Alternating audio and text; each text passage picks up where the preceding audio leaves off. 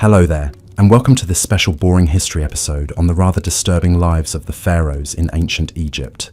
If you're looking for a calming and thought-provoking historical story to carry you off to dreamland, you've come to the right place. Before we begin our journey back in time, I'd love to know where in the world you're listening from and what time of day it is for you right now. Feel free to leave a comment and say hello. And if you enjoy this type of relaxing, educational content, be sure to hit that subscribe button so you never miss an episode. Alright, let's set the stage, shall we?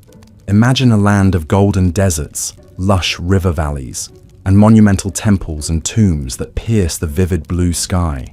A civilization that endured for over 3,000 years, leaving an indelible mark on human history. At the center of it all were the pharaohs, the divine rulers who wielded immense power and prestige. But behind the glittering facade of riches and royalty, the lives of these god-kings were often steeped in darkness, obsession, and shocking practices that may be hard for us to fathom today. Over the next hour or so, we'll be diving deep into the fascinating and often unsettling world of ancient Egyptian pharaohs. We'll explore their opulent daily lives inside sprawling palace complexes, their tangled webs of royal relationships and rivalries, and their unshakable belief in their own divinity. We'll also confront the pharaohs' fixation on death and the afterlife, which drove them to construct ever more elaborate tombs and funerary temples, and even led some to engage in the chilling practice of human sacrifice. By the end of our journey, we'll have encountered influential figures like Hatshepsut, Akhenaten, King Tut, and Ramses II, and trace the captivating mysteries modern archaeologists are still unraveling about their lives and times. It's a story of power, magic, obsession, and eternal legacies that have enthralled the world for centuries. So dim the lights, settle in, and let the intrigues of ancient Egypt softly whisk you away on the wings of history. But before we fully immerse ourselves in the distant past, let's first zoom out and take in ancient Egyptian civilization at its height. Stretching from around 3100 BCE to 30 BCE, ancient Egypt was one of the first and longest-lasting complex societies in human history. The kingdom was born when King Menes unified the disparate tribes of the lush Nile Valley into a single state, taking advantage of the river's fertile floodplains to fuel an agricultural revolution that would be the envy of the ancient world.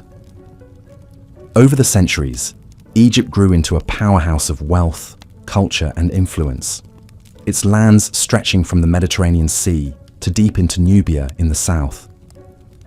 The pharaohs presided over a centralized state with a sophisticated bureaucracy, groundbreaking technological advancements like the ox-drawn plough and sailboats, and a rich culture that produced timeless works of art, architecture, and literature. The Egyptians developed one of the world's earliest writing systems in the form of hieroglyphics, as well as a 365-day calendar that tracked the annual flooding of the Nile with uncanny precision. But perhaps their most visible and enduring achievements were the colossal monuments they left behind: the Great Pyramids, sprawling temple complexes, and subterranean tombs hewn into cliffsides. These awe-inspiring feats of engineering served to project the godlike power and prestige of the pharaohs, while also hinting at the depths of their obsession with death and eternity. For the pharaohs, this earthly life was but a prelude to a glorious and well-provisioned immortality, and they would bend immense resources and human capital to securing their share of forever. At the center of this remarkable civilization were the pharaohs themselves, the divine kings who ruled as the living embodiment of the god Horus on earth.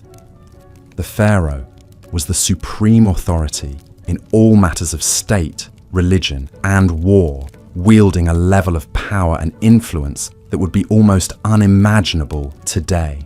He, or in rare cases she, was responsible for maintaining order and balance in the cosmos, placating the gods with rituals and offerings, and ensuring the prosperity and protection of the Egyptian people. But this exalted status came with a dark side as well. As we'll soon discover, the pharaohs were bound by an intricate and often brutal web of rituals, superstitions, and obligations that governed every aspect of their lives and deaths. From the incestuous marriages they contracted to keep the royal bloodline pure, to the servants and pets they took with them into the grave, to the shocking acts of deification and human sacrifice some pharaohs engaged in, the lives of these divine rulers were often steeped in as much darkness as light. So, as we set off to explore the private lives and enduring legacy of some of history's most iconic and influential rulers, brace yourself for a journey into the captivating, beguiling, and at times disturbing world of the pharaohs of ancient Egypt. Let's begin by imagining a day in the life of a pharaoh at the height of the New Kingdom, around 1500 BCE. Dawn breaks gently over the shining limestone walls of the pharaoh's sprawling palace complex at Thebes. The king and his entourage are roused from their sleep by the soft sound of blind musicians serenading the sunrise, as barefoot servants pad silently through torchlit halls, bearing trays of delicacies to break the royal fast. In the palace's colonnaded courtyards, songbirds flit among lush gardens and burbling fountains as tame baboons and lion cubs lounge in the shade. The pharaoh emerges from his bedchamber accompanied by a coterie of body servants who have spent the last hour attending to his elaborate grooming regimen. They've shaved his head and body silky smooth to stave off lice, lined his eyes with striking kohl and green malachite, and anointed his limbs with fragrant oils and perfumes. Gold and electrum gleam at his throat and wrists, while an exquisite crown in the shape of a falcon encircles his brow, a symbol of his divine kinship with the god Horus. Thus arrayed in all his finery, the living god strides forth to begin his packed schedule of daily duties and devotions. First on the agenda is a visit to the palace shrine to make offerings and libations to the chief gods, Re the sun god, Osiris the god of the underworld, and the pharaoh's own deified ancestors. Chanting priests fill the incense-perfumed air with hymns and prayers, as the king prostrates himself before the serene painted gazes of the gods. With his religious obligations discharged, the pharaoh convenes his council to hear petitions, dispense judgments, and consult on affairs of state. Seated on a golden throne, he listens as his vizier reads out the day's business. Boundary disputes to settle, trade agreements to negotiate, construction projects to oversee. Though he solicits advice from his most trusted courtiers, the final word on all matters ultimately rests with him. The day wears on in a blur of ceremonies and spectacles designed to awe the populace and reinforce the pharaoh's divine right to rule. The king processes through the city in a magnificent chariot, the cheers of his subjects rising like a wave as he showers them with gifts of gold and grain. He officiates over the ritual opening of a new temple, driving in the first peg with a golden mallet as priests chant incantations to seal the sacred space. But even in these moments of public triumph, an undercurrent of dark superstition and obsessive ritual runs beneath the surface. The pharaoh is careful to always enter a room right foot first to ward off evil spirits. He eats only with his left hand, reserving his right for communing with the gods. And he never, ever allows his shadow to fall across a priest or a statue of a deity, lest he incur divine wrath that could bring ruin upon the kingdom. As Re's fiery orb sinks slowly toward the western horizon, the pharaoh retires to his private quarters for a few snatched moments of relaxation before the evening banquet. Lithe dancing girls sway sinuously to the strains of harps and lyres, while the king sips date wine from a golden goblet and contemplates the finer points of theology with his advisors. But even in repose, the spectre of death and eternity are never far from his mind. For the pharaoh knows that this mortal life, however opulent and godlike, is but a fleeting dream compared to the glorious forever that awaits him in the field of reeds. It's why he's already poured untold resources into his tomb in the Valley of the Kings, a hidden city of the dead, where he will reign in splendor for all eternity. But first, he must navigate the tangled web of obligations and dangers that come with wearing the double crown. And nowhere are those perils more present than in his own royal household. From the day he ascends the throne, one of the pharaoh's most pressing duties is to secure the succession by producing a male heir. But in the incestuous hothouse of the royal family, where pharaohs routinely wed their siblings and even their own children to keep the bloodline pure, the battle for power and influence is always seething just beneath the gilded surface. The king's great royal wife may be his half-sister, but that doesn't stop her from plotting with priests and courtiers to advance her own son's claim to the throne over that of his older half-brother. Indeed, the annals of Egyptian history are littered with tales of palace intrigue, rival queens, and ruthless power plays between potential heirs. Take the remarkable story of Hatshepsut, the female pharaoh who ruled as king in her own right for over 20 years in the 15th century BCE. Though she was originally just a regent for her young stepson Thutmose III, Hatshepsut slowly consolidated power, adopting all the masculine trappings of kingship, and even depicting herself with a beard in official artwork. Or consider the shocking tale of the heretic pharaoh Akhenaten, who upended centuries of religious tradition by proclaiming the sun disk Aten as the one true god and outlawing the worship of all others. In his religious zeal, Akhenaten even changed his name from Amenhotep IV to reflect his devotion to Aten, moved the capital to a remote desert city, and persecuted the powerful priests of Amun. His reign was plagued by palace conspiracies and ended in disaster, with his young son Tutankhamun left to pick up the pieces. But perhaps the most disturbing example of how the pharaoh's godlike power could be abused is the practice of human sacrifice that was once disturbingly common in ancient Egypt. Archaeologists have unearthed numerous so-called retainer sacrifices in the tombs of early kings like Jer and Jet, where dozens of servants were slaughtered to continue serving their master in the afterlife. Even more chillingly, some pharaohs like Aha were buried with their pets and worldly treasures, as well as piles of human hair wigs, likely shorn from sacrificial victims.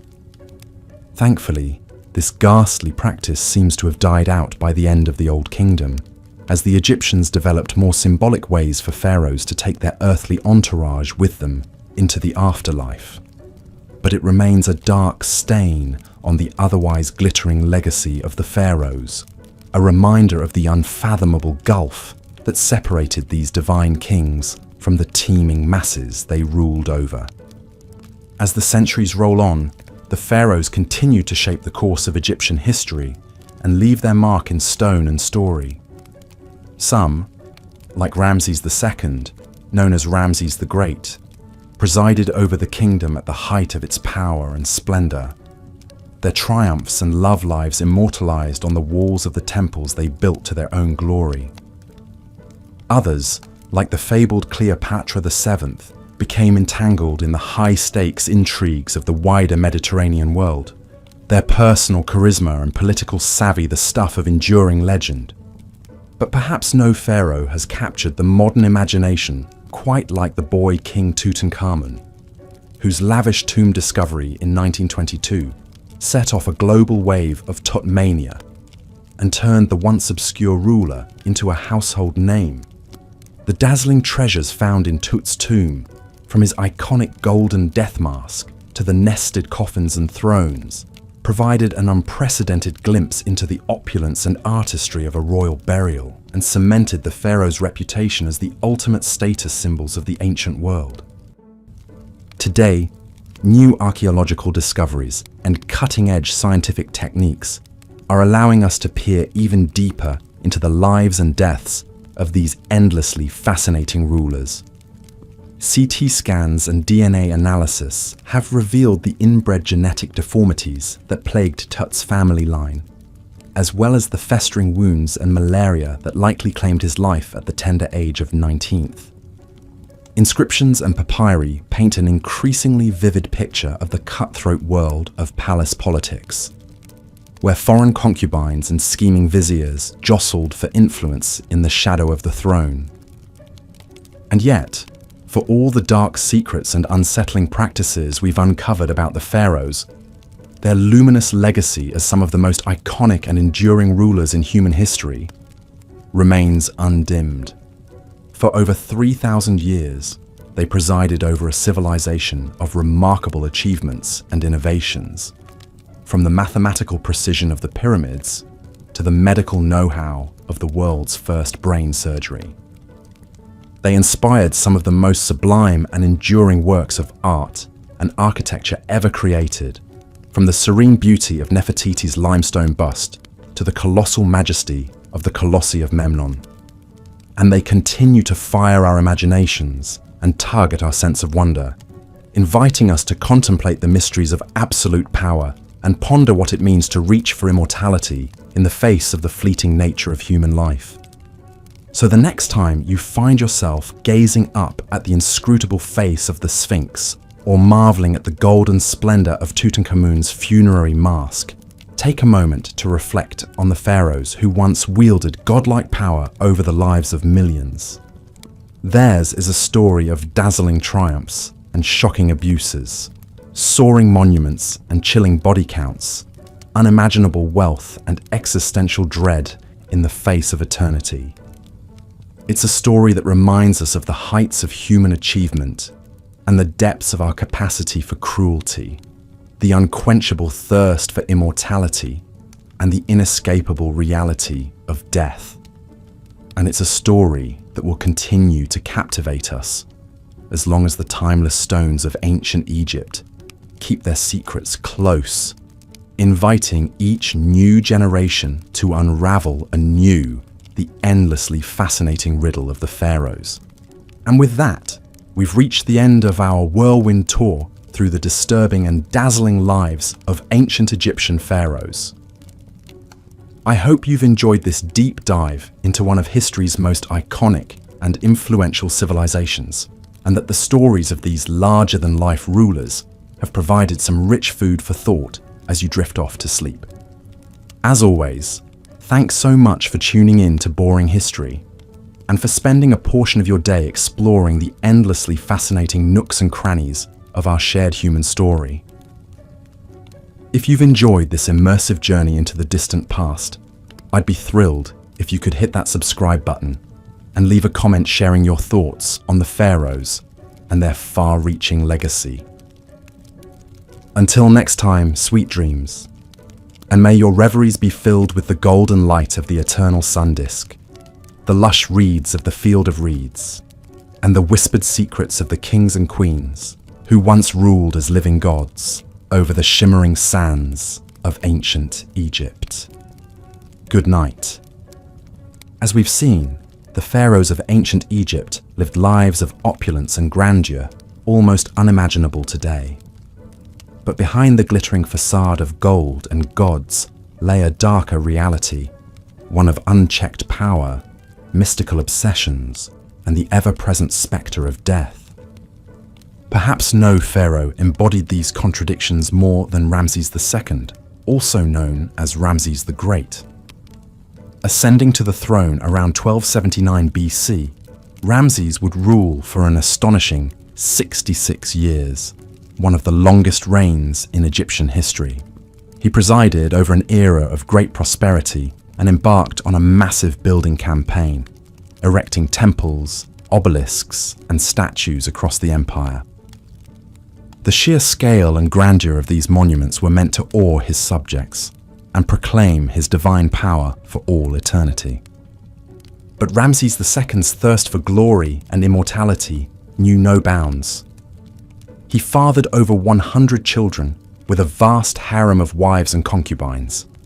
He didn't hesitate to deface or outright destroy the temples and monuments of previous rulers, replacing their names and images with his own in a brazen act of propaganda. Even the colossal statues he erected of himself, some towering over 80 feet tall, were exercises in deified narcissism and self-aggrandizement. Yet perhaps most disturbing were the measures Ramses took to ensure his own afterlife. His sprawling tomb complex, the Ramesseum, included a massive funerary temple served by an entire city of priests, artisans, and slaves. Ramses spared no expense furnishing his eternal resting place, packing it with unimaginable treasures, golden chariots, exquisite furniture, intricately carved alabaster vessels. Even his beloved pet lion was mummified to accompany him. But Ramses didn't stop there. Recent excavations suggest that many of the pharaoh's household staff, including his concubines, were ritually sacrificed upon his death so they could continue serving him in the afterlife.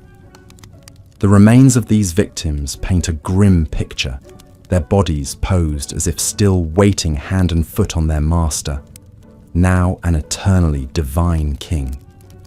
It's a chilling reminder of just how far ancient Egyptian rulers were willing to go in their quest for immortality and godlike power. Ramses II may have reigned over a golden age, but he also exploited untold thousands in service of his own vanity and delusions of divinity. The blood and sweat of commoners quite literally built his legacy.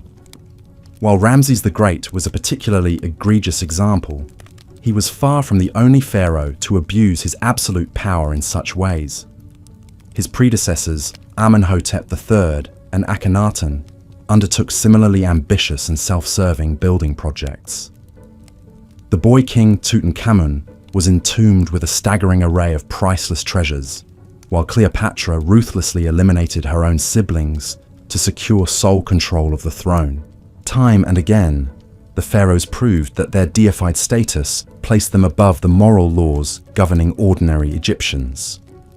They could upend religious traditions on a whim, take countless sexual partners, seize property and labor, even ritualize murder, all without consequence.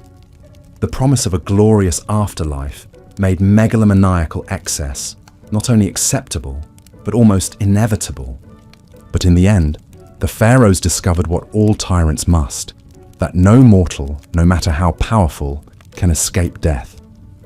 For all their temples and tombs, magical spells and sacrificial servants, they succumb to the same fate as the humblest peasant. Their mummified bodies and worldly possessions gathered dust in the darkness, while their empire declined and their gods were forgotten. The cautionary tale of the pharaohs still resonates in our modern world of would-be strongmen and self-styled demigods. Those who believe themselves above the common bonds of morality and mortality would do well to remember how the mightiest rulers of ancient Egypt met their ignominious ends. For the great leveler comes for kings and commoners alike. A humbling lesson, 3,000 years in the making. As we close this chapter on the disturbing lives of ancient Egypt's god-kings, one can't help but marvel at all that's been lost to the devouring sands of time. We may have unearthed their treasures and unraveled some of their secrets. But so much remains unknown about this captivating civilization that built wonders and banished moral constraints. Perhaps, as archaeologists chip away at the layers of history, we'll come to an even clearer understanding of the shadows behind the pharaoh's dazzling reign. A deeper knowledge of what drove these divine rulers to such heights of power and depths of depraved self-obsession. Until then, they'll continue to haunt our imaginations, spectacular, sphinx-like, cloaked in gold and mystery. We can only guess at what other chilling revelations lie buried in the Valley of the Kings, waiting to see the light of day once more. Tales of tyrants and god-kings, faded to dust and etched in eternity. A reminder that even the grandest of empires and most glorified of rulers can't escape time's inexorable march. So, as we drift off to sleep, our heads filled with gilded sarcophagi and whispering spirits.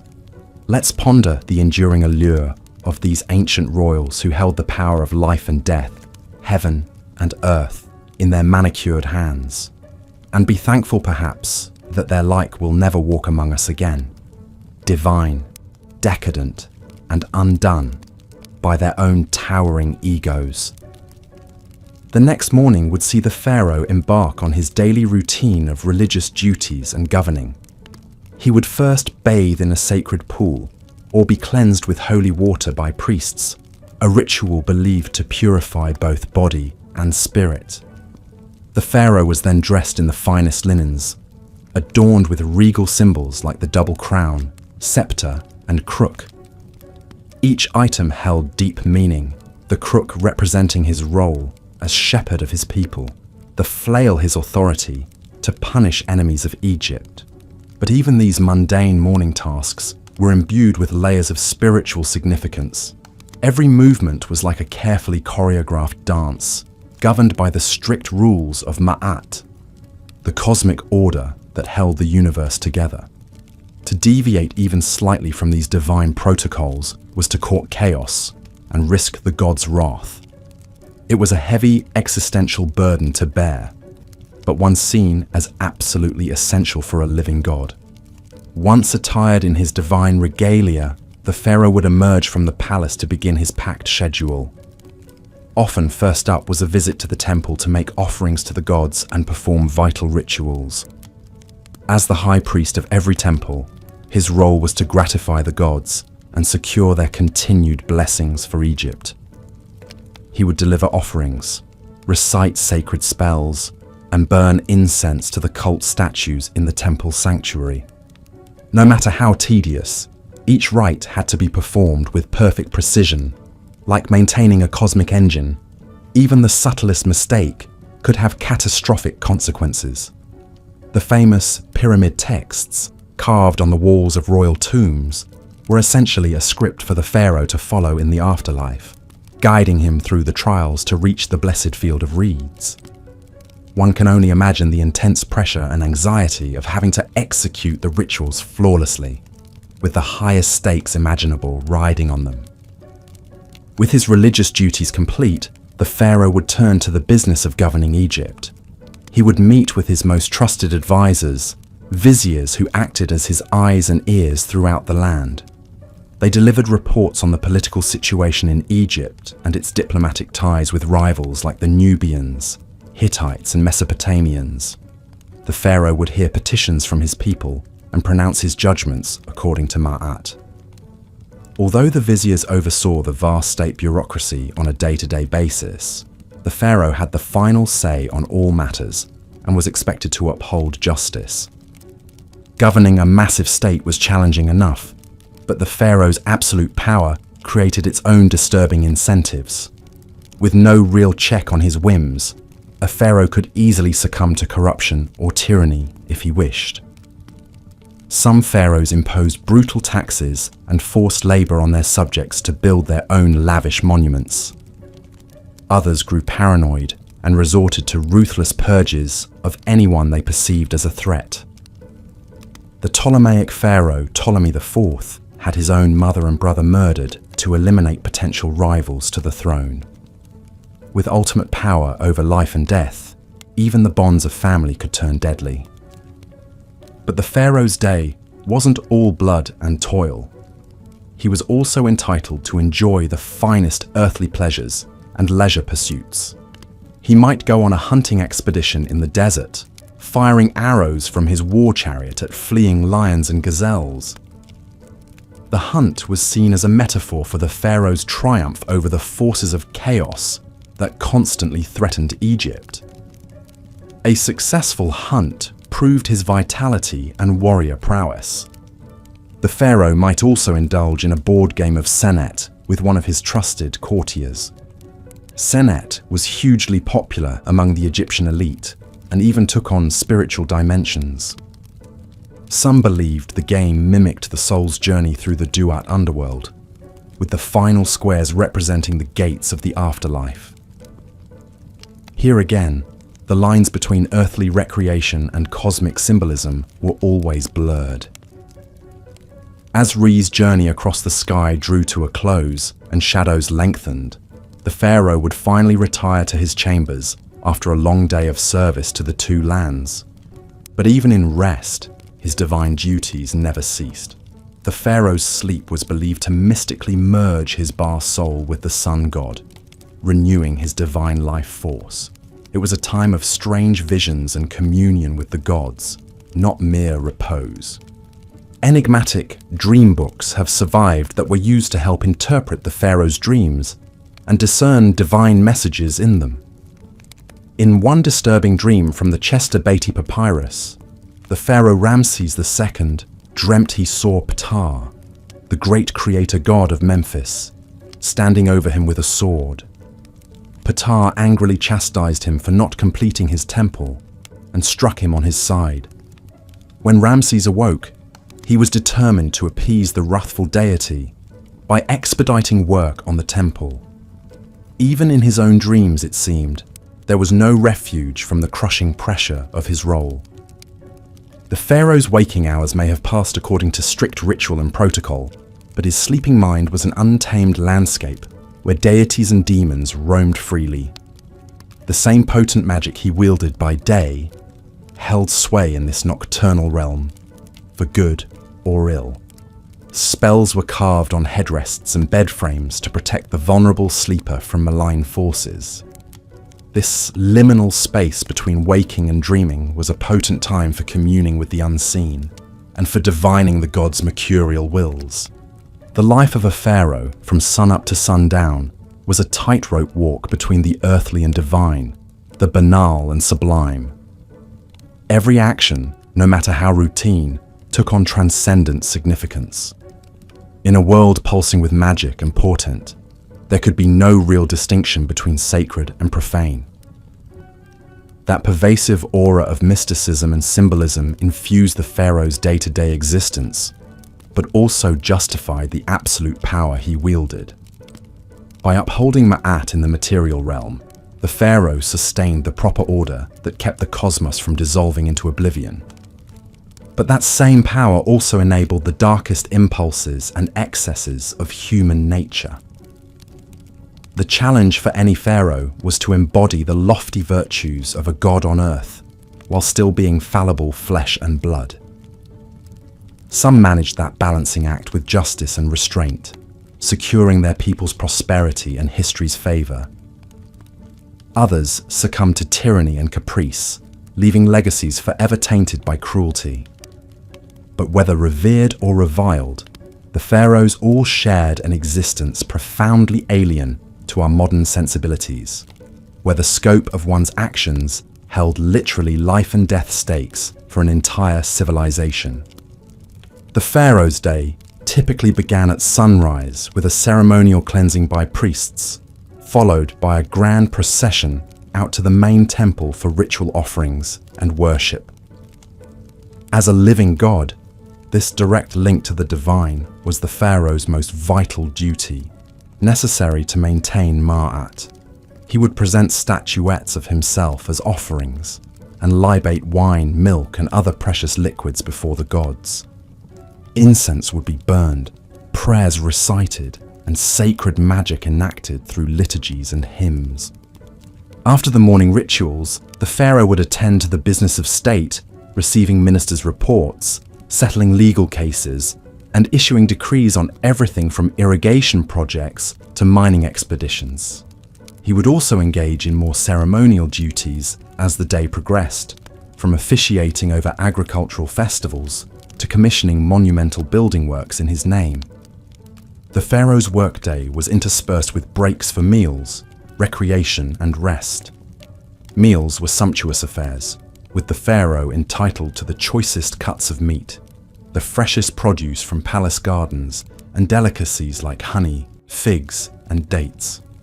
Servants would swat flies with long fans and offer water to wash. Recreation might include hunting, board games like Senet, or watching performances by musicians, dancers, and acrobats. Some pharaohs enjoyed swimming in palace pools, or taking a languorous barge ride down the Nile. But even in leisure, there was little respite from ritual and responsibility. If the pharaoh opted for a pleasure cruise, it would be aboard a gilded barge hung with fluttering pennants, rowed by crews of servants as he relaxed under a canopy with his family and courtiers. If he retired to his harem for the evening, he was still expected to spend time with his great royal wife and produce heirs to secure the dynasty. The God King's life was a goldfish bowl of relentless public scrutiny and expectation. While the pharaoh's magnificent surroundings and godlike status may seem enviable, it was in truth an intensely demanding and precarious existence. The smallest lapse in upholding Marat, whether ritual or moral, could unleash the furies of fate upon the entire land. He was like an acrobat crossing the Nile on a gossamer thread, poised between the earthly and the eternal. The burden of his office was an exhausting marathon of pageantry and weighty decisions, with the highest possible stakes in play. As the pharaoh finally retired for the evening, borne aloft on a gilded palanquin to his royal bedchamber, the day's exertions would take their toll. Falling into a dreamless sleep, he could at last slip the yoke of ritual and protocol, however briefly. In the morning, the great wheel would turn once more, and the demigod would re-emerge to greet the rising sun. But in those darkest hours before dawn, the pharaoh's chamber was a hushed sanctum of shadows and murmuring breaths, of stillness and quiet. Here, in night's forgiving embrace, he was merely human once more. Royal relationships and rivalries. The ancient Egyptian royal court was a hothouse of political intrigue, power plays, and Machiavellian machinations. At its apex was the pharaoh himself, the nucleus around which courtiers, officials, priests, and supplicants all revolved like planets around the sun. But the pharaoh was far from alone in his gilded cage. From incestuous marriages to murderous feuds, the intimate relationships and seething rivalries of the royal household were an eternal wellspring of drama to rival any soap opera. The women who surrounded the pharaoh were some of the most influential and intriguing figures in the palace. Foremost among them was the great royal wife, the queen who was meant to be the pharaoh's favorite consort and chief partner in ruling Egypt. Many queens wielded substantial power in their own right, with some like Nefertiti and Hatshepsut even eclipsing their husband's authority. Nefertiti, the legendary beauty and great royal wife of the oddball pharaoh Akhenaten, may have reigned as a full-fledged co-ruler beside him during the height of the Amarna period's religious upheaval. She vanished mysteriously from the record in Akhenaten's final years, but some tantalizing clues hint that she may have even succeeded him as the shrouded pharaoh Smenkhkare. The jury's still out on that enigma. Hatshepsut's unprecedented power play was even more dramatic. As the royal daughter, wife, and mother of kings, Hatshepsut was uniquely poised to make her move when her young stepson Thutmose III inherited the throne. First serving as his regent, Hatshepsut soon assumed the full titles and regalia of a king in her own right, dropping the feminine endings from her royal name. For over 2 decades, Egypt had a female pharaoh in all but anatomy, dominating a time of immense prosperity and monumental building. Only after her death did Thutmose III emerge from the shadow of his formidable stepmother. But being the pharaoh's chief wife and queen was no guarantee of an easy life. In a polygamous palace, the queen always had to stay on her toes to maintain her influence and guard against rivals. One of the most infamous examples was the bitter war between Ramses II's chief queen Nefertari and the secondary wife Isetnofret, mother of the heir apparent. Court gossip gleefully chronicled how the two powerful women schemed ceaselessly against each other, using everything from lavish banquets to slanderous graffiti to sway the pharaoh's favor. The stakes in this Game of Thrones were immensely high, as queens vied to secure the succession for their own sons. Isetnofret ultimately triumphed, living to see her son Meneptah take the throne, but only after decades of cutthroat intrigue. Such vicious rivalries between a pharaoh's wives were par for the palace course. Incest was another queasy quirk of royal marriages, seen as essential to safeguarding the sacred bloodline. Pharaohs often married their sisters, daughters, and even mothers in an attempt to keep the royal lineage as pure as possible. The Greek Ptolemaic dynasty took this to extremes, with the family tree knotting back on itself in a snarled tangle of repeated incestuous unions. Cleopatra VII, the most famous Ptolemy of all, was actually the product of at least 3 generations of uninterrupted brother-sister marriages. Her family seemed to be competing to rack up the most convoluted incestuous relationships, with uncle-niece and even double-sibling matches thrown in for good measure. Ironically, all this incestuous inbreeding may have produced the genetic quirks and mental instability that ultimately doomed the dynasty. But incest in the royal family wasn't just a Ptolemaic phenomenon. It was an age-old custom dating back to the mythical origins of Egyptian kingship itself. The pharaoh was seen as the earthly embodiment of Horus, the divine son of Osiris and Isis, a brother-sister pair who also happened to be husband and wife. By emulating the gods' incestuous marriage, the pharaoh was upholding the cosmic order and literally following in the footsteps of the gods. Of course, such sibling marriages must have taken a heavy toll, both psychologically and genetically. The famous Tutankhamun was the sickly, short-lived product of an incestuous match between Akhenaten and his sister. His congenitally deformed foot and cleft palate point to the deleterious effects of inbreeding. But to the ancient Egyptians, purity of blood was far more important than genetic diversity. Incest was therefore not a taboo, but a sacred tradition. If rivalries between wives were vicious, those between potential heirs could be downright murderous. Primogeniture was not a hard and fast rule in ancient Egypt, meaning that any son or even daughter of the pharaoh could potentially make a play for the throne. This often led to cutthroat power struggles and grim succession crises as rival princes schemed to eliminate their competitors. One notorious example was Amenemhat I, the founder of the powerful 12th dynasty. An advisor to the previous king, Amenemhat launched a successful coup and had himself crowned as the new pharaoh.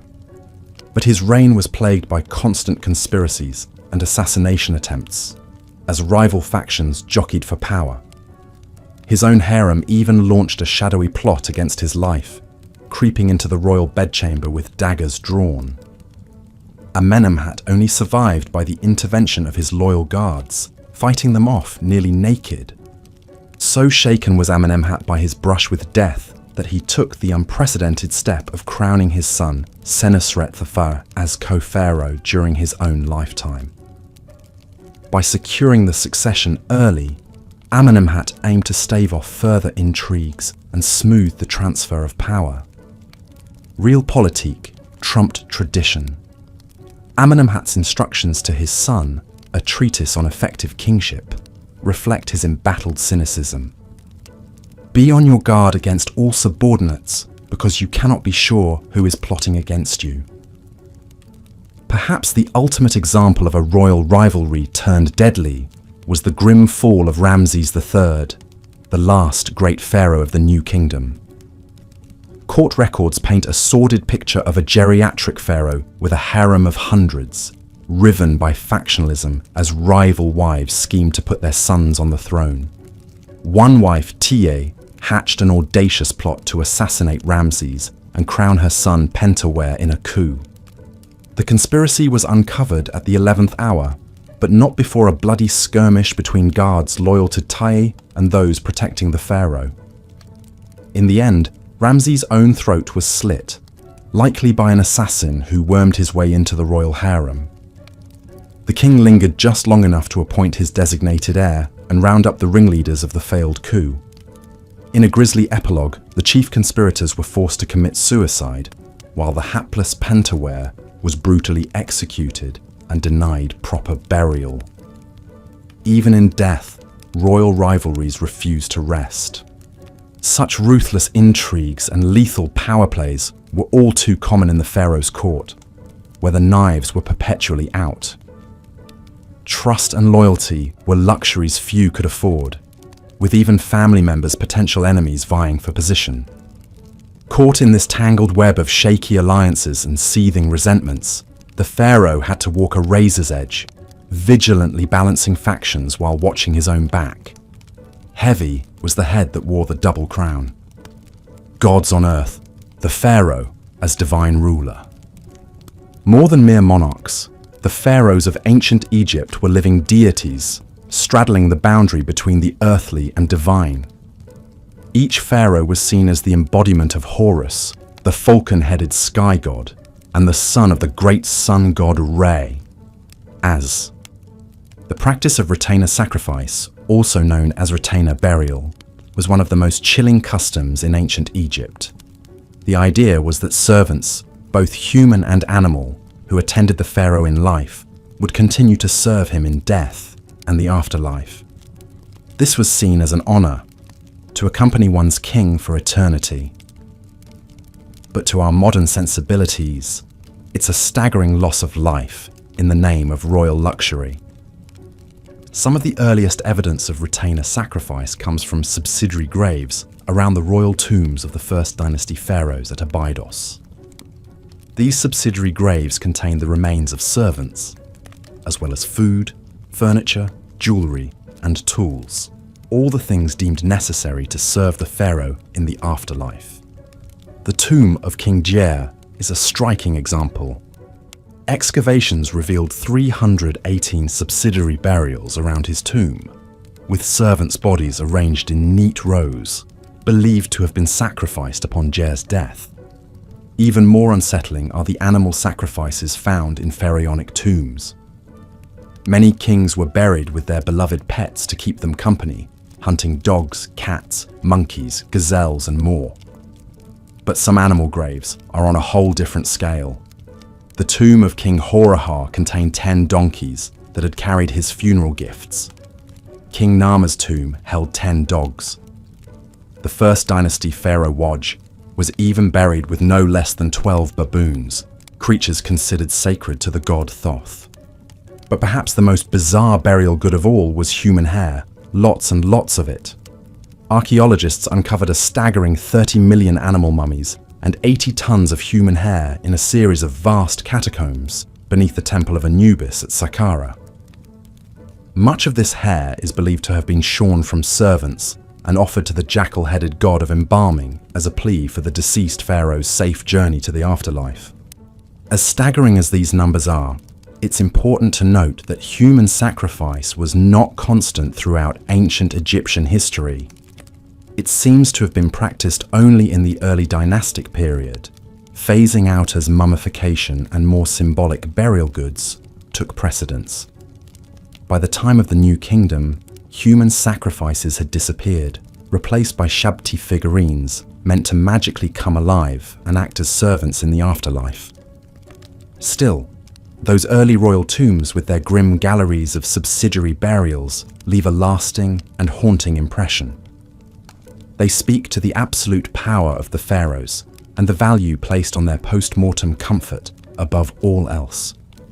Even in death, the pharaohs commanded the living. Their sacred status meant their journey to the afterlife was all that mattered, no matter how many had to die to ensure it. This is perhaps best summed up by the inscription on the tomb of the 6th dynasty courtier, Reni the Elder. He proudly describes his role in building the royal tomb, saying, "His Majesty sent me to Ebet to bring the sarcophagus with its lid, and the costly, august pyramidion for the pyramid called Mernera Shines and is Beautiful of the Queen. I did it all in the completeness and exactness which His Majesty loves." The pharaoh's eternal resting place was paramount, sparing no expense, effort, or life. But not all pharaohs clung to these dark, sacrificial practices. The reign of Akhenaten, the controversial king who upended Egyptian religion by worshipping only the sun disk Aten, is notable for its lack of evidence of human sacrifice. Akhenaten moved the capital to a new city, Akhetaten, known today as Amarna. Here he built a royal tomb with no subsidiary graves, perhaps signaling a shift in funerary customs to match his religious reforms. However, Akhenaten's changes were short-lived. After his death, his son Tutankhamun and successors returned to the old gods and traditional practices. Tut's own famous tomb, discovered in 1922, was stocked with all the traditional grave goods and mummified remains of his several stillborn daughters. Though not sacrificed in the old way, these children still accompanied him to the afterlife as eternal reminders of his divine blood. And so, even as human sacrifice waned, the pharaonic obsession with the afterlife never did. The mummification process grew ever more elaborate, with pharaohs like Seti the Firm and Ramesses II going to their eternal rest in multi-room, hidden tombs filled with every earthly treasure. They were still meant to live forever as gods among the gods, even if their retinue of ghostly servants was now rendered in wood, clay, and stone, rather than flesh and blood.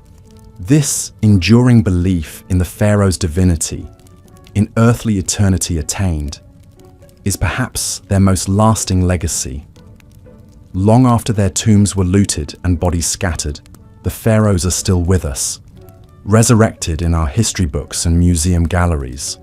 We still speak their names: Khufu, Nefertiti, Hatshepsut, Tutankhamun, and marvel at their monuments. They built for eternity, and in many ways they achieved it, though not as they might have imagined. For the pharaohs, eternal life was a given, a birthright of their divine status. For their subjects, the afterlife had to be earned through service, both in this life and the next. This fundamental divide, the chasm between the god-kings and the rest of humanity, is what makes their world at once so dazzling and so alien to our eyes. It was a world where one person, by accident of birth, could command the living and the dead, move mountains and rivers, and shape the very landscape of eternity. That was the power and the burden of the pharaohs, the sun-sons of ancient Egypt, who lived, ruled, and died as gods on earth. And yet, for all their power and splendor, the pharaohs were still mortal men and women. They suffered from the same human frailties: disease, injury, family drama, political intrigue. They just did so on a much grander scale, befitting their exalted status. This is perhaps what makes them so endlessly fascinating, so ripe for continual study and speculation. They were larger than life, but still life-sized. Untouchable gods, but still flesh and blood. In the end, maybe this is what draws us back again and again to the lives of the pharaohs. They built the pyramids and great sphinx, grand temples and hidden tombs, but they also loved their children, mourned their dead, and hoped for eternity. They were both extraordinarily powerful and extraordinarily human. And that, more than any monument or mummy, is their most enduring legacy. The reminder that even the most exalted among us are still one of us.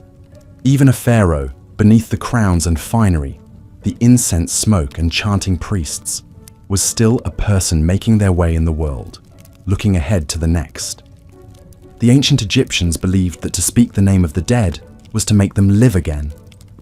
Perhaps then, we are all part of the pharaoh's afterlife, every time we tell their stories, ponder their lives, and marvel at their works. They built their tombs and pyramids to last till the end of time, and in doing so, they built themselves into the very bedrock of our history. The pharaohs may be gone, but they are not forgotten. They live on in our collective memory, as real and vivid as the paint on their tomb walls. And so we keep them, and their extraordinary, disturbing, dazzling world, alive, now and for all eternity. And so we lay the pharaohs to rest, as they were laid to rest so long ago, with reverence, with wonder, and with the whisper of their names echoing down through the ages. Sleep well, god kings and queens of the Nile. May your car endure, your bar take flight, and your stories be told for all time. And thank you, dear listener, for accompanying us on this journey into the distant past. May the peace of the Pharaohs be with you, and may your dreams be as sweet as the lotus blossoms on the Nile. Good night. The immense power and influence wielded by the ancient Egyptian pharaohs is truly mind-boggling to contemplate, even thousands of years later. As both divine figures and absolute monarchs, these god-kings lived lives of luxury and excess that would be unimaginable to the average person.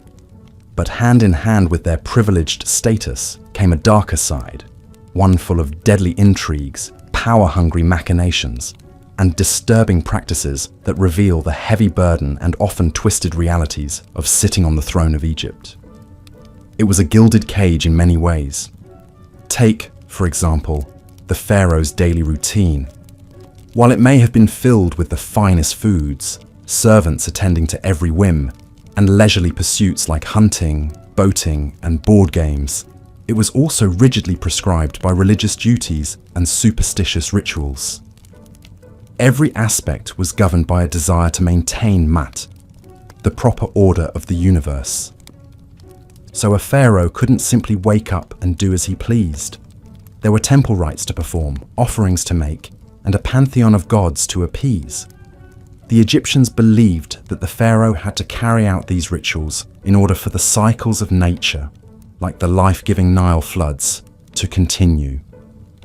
That's a heavy responsibility to bear.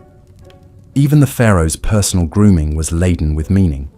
Washing in sacred water from the Nile, shaving their heads and donning copious amounts of perfume, makeup and jewelry wasn't just about vanity.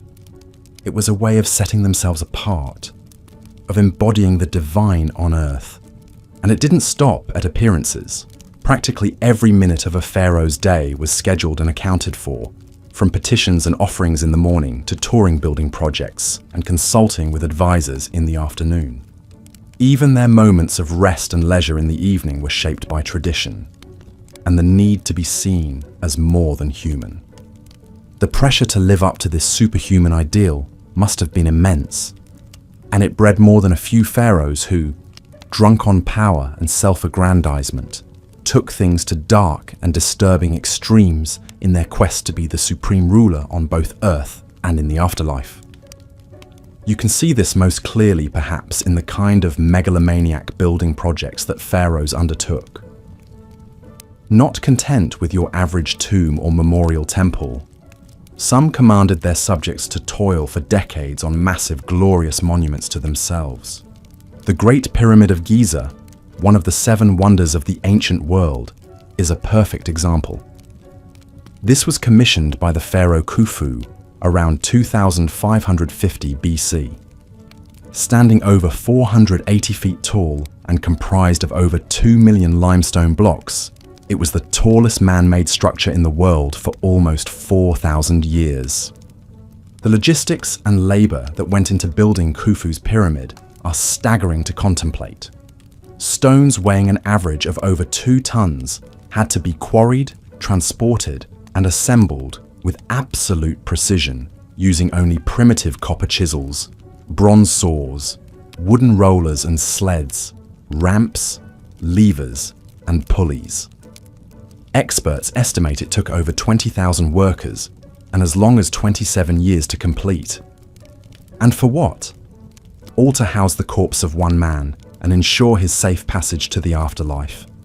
It's an astounding, and some would say appalling, display of power and self-aggrandizement. Not to mention that life was incredibly harsh for the armies of workers who built pyramids like Khufu's. They may not have been slaves, as popular lore often suggests, but the back-breaking work took a serious toll. Scans of skeletal remains from the workers' cemetery show high rates of arthritis, injuries, and stress. Pyramid building eventually fell out of favor, perhaps becoming too costly and time-consuming even for the pharaohs. But the rich and powerful still found other ways to flaunt their wealth in the face of death. Take King Tutankhamun, the famed boy king who ruled in the 14th century BC. While he died young and had a relatively short reign, his golden death mask and opulent grave goods have become enduring symbols of ancient Egypt's wealth and splendor. When Howard Carter unsealed King Tut's small tomb in 1922, he found room after room stuffed to the brim with a dazzling array of over 5,000 priceless objects. Golden shrines, jewel-encrusted chests, intricately carved furniture, chariots, clothes, perfumes, and even food and wine to sustain Tut in the afterlife. The sensational discovery ignited a wave of Tut mania around the world and introduced millions to the glories of ancient Egypt. But it also highlights the phenomenal excess enjoyed by the pharaohs, even the minor ones like Tutankhamun. Some rulers took it even further, burying loyal subjects with them to serve them in death as they had in life. This is a practice known as retainer sacrifice, and evidence for it has been found in some of the earliest royal tombs, going back to the first dynasty around 3000 BC. In tombs at the royal burial ground of Abydos, archaeologists discovered the remains of court officials, servants, and even dogs arrayed around the pharaoh's sarcophagus and subsidiary graves. It seems these unlucky attendants were sacrificed to continue their duties in the afterlife, a disturbing reflection of how much the pharaoh's power extended beyond the grave. Thankfully, this practice seems to have largely died out by the Old Kingdom period, but the fact that it was ever condoned at all is a chilling reminder of the absolute godlike power ancient Egyptians invested in their kings. Even as mummification techniques became more and more refined, and the fabled Valley of the Kings filled with hidden tombs, the gulf between the pharaoh's eternal comfort and the lot of the average Egyptian couldn't have been starker. While the royals enjoyed gold, jewels, and linen wrappings in the afterlife, most people had to make do with a simple pit grave and a few humble trinkets, if that. The inequality was so stark, it's little wonder that tomb robbing became a constant scourge for Egyptian elites. Still, the promise of eternal life, however luxurious, was one that even the pharaohs couldn't always count on, as the fates of some of the most famous rulers attest. Take Ramses II, widely regarded as the greatest and most powerful pharaoh of the New Kingdom. His reign, which lasted an astonishing 66 years, from 1279 to 1213 BC, marked the peak of ancient Egypt's imperial power and prosperity. Ramses II, or Ramses the Great as he's often known, was a military leader who expanded Egypt's reach in Nubia, Libya, and the Levant. He was also a prolific builder who erected many grand temples, statues, and monuments. But for all his glory in life, Ramses II didn't exactly get the restful and dignified eternity he probably expected. His mummy has been moved and disturbed countless times over the millennia, as tomb robbers, priests, and archaeologists have all had a hand in its fate. When Ramses's mummy was finally unwrapped in 1886 by Gaston Maspero, the head of the Egyptian Antiquities Service, it was found to be in poor condition. The king's body was broken into pieces, many bones were missing, and a gaping hole in the skull suggested the work of ancient looters.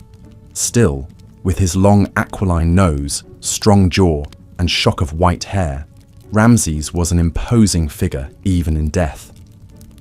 His mummy is now on display at the National Museum of Egyptian Civilization in Cairo, a far cry from his original resting place in the Valley of the Kings, but no less a potent symbol of his enduring power and mystique.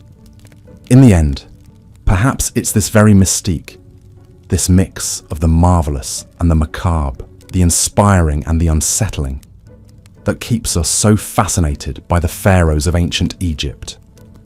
They were larger-than-life figures who wielded immense power and wealth, but they were also mortal men, subject to the same fears, foibles, and fates as the rest of us. Peering into their lives, their triumphs and excesses, their vanities and vulnerabilities, is like holding up a mirror to the human condition. We see the heights to which we can ascend and the depths to which we can sink. We marvel at the ingenuity and artistry of an ancient civilization, even as we recoil at some of its more disturbing practices.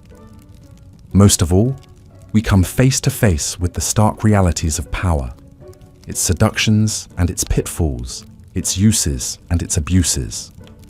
The pharaohs may have ruled as gods on earth, but they were also prisoners of a system that demanded constant displays of strength, piety, and conspicuous consumption.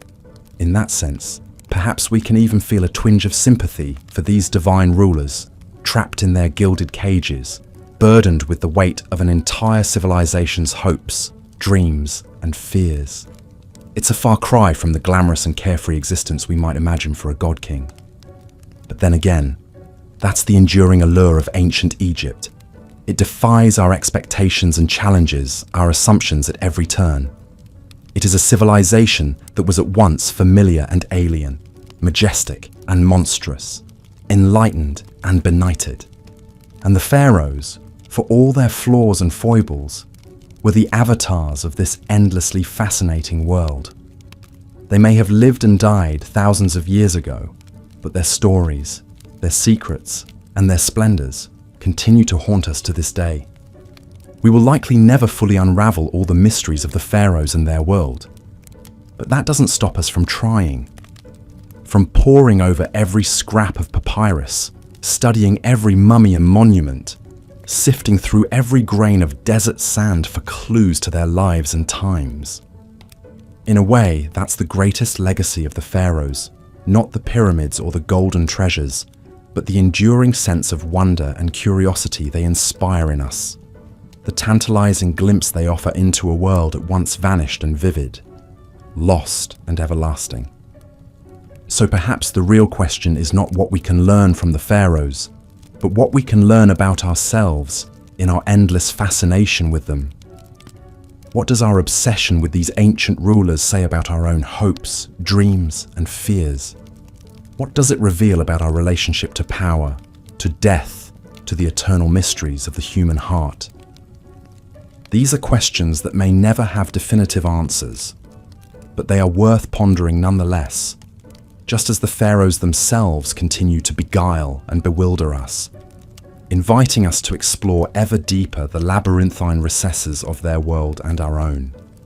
And so, the story of the pharaohs endures, as it has for millennia, a tale of power and pathos, of glory and despair, of the eternal dance between light and shadow that defines the human condition.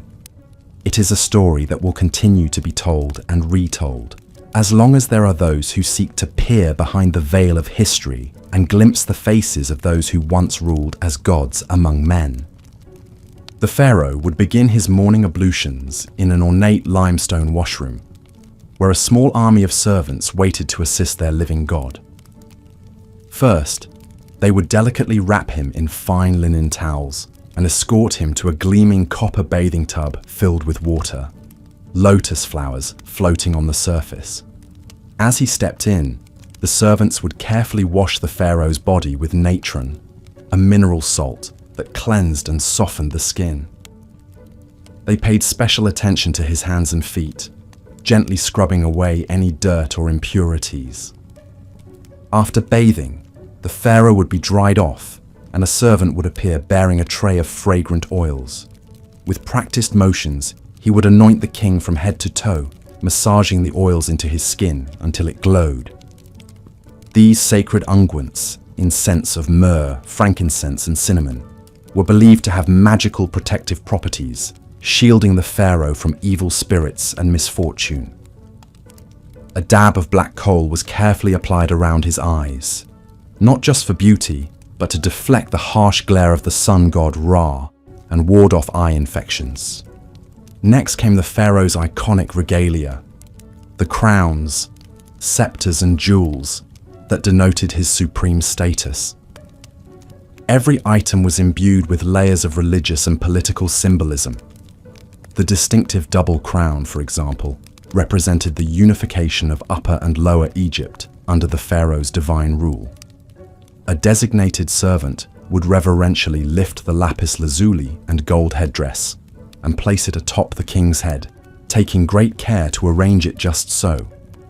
Then would come the crook and flail, implements of kingship often depicted crossed over the pharaoh's chest in art and sculpture.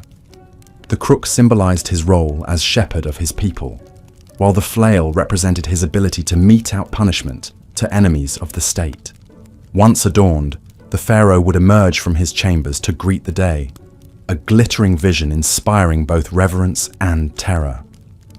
But this was only the beginning of a grueling daily routine that left little room for rest. First on the agenda was worship and offering rituals at the temple, where the pharaoh would honor the gods and elevate his own divine status. At the heart of every Egyptian temple was the inner sanctum where a statue of the chief god resided. Only the pharaoh and the high priests were allowed to enter this sacred space and perform the daily rites. The king would prostrate himself before the god's image, reciting prayers and burning incense.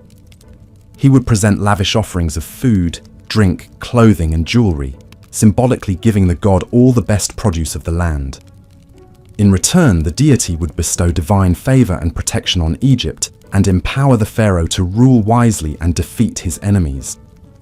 This sacred transaction between the king and the gods was the bedrock of Egyptian cosmic order. But it was also a daily reinforcement of the pharaoh's precarious position.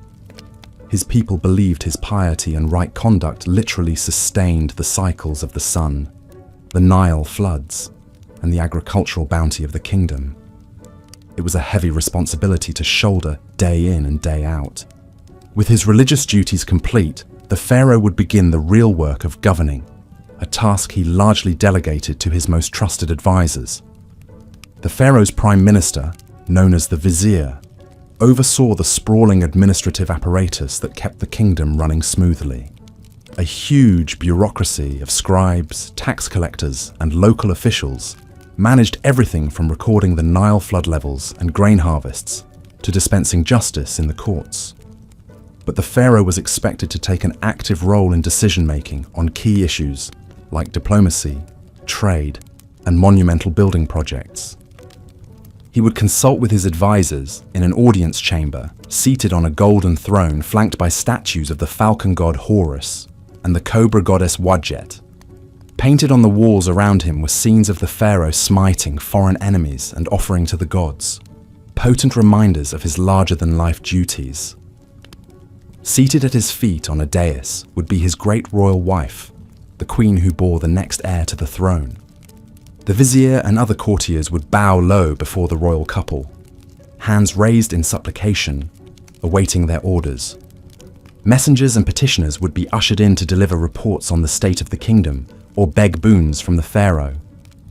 There might be disturbing news of a military skirmish at the border, requiring the king to marshal his armies, or a request to send aid to a region facing drought and famine. Diplomats from foreign lands would present tribute and tokens of respect in exchange for trade concessions and treaties.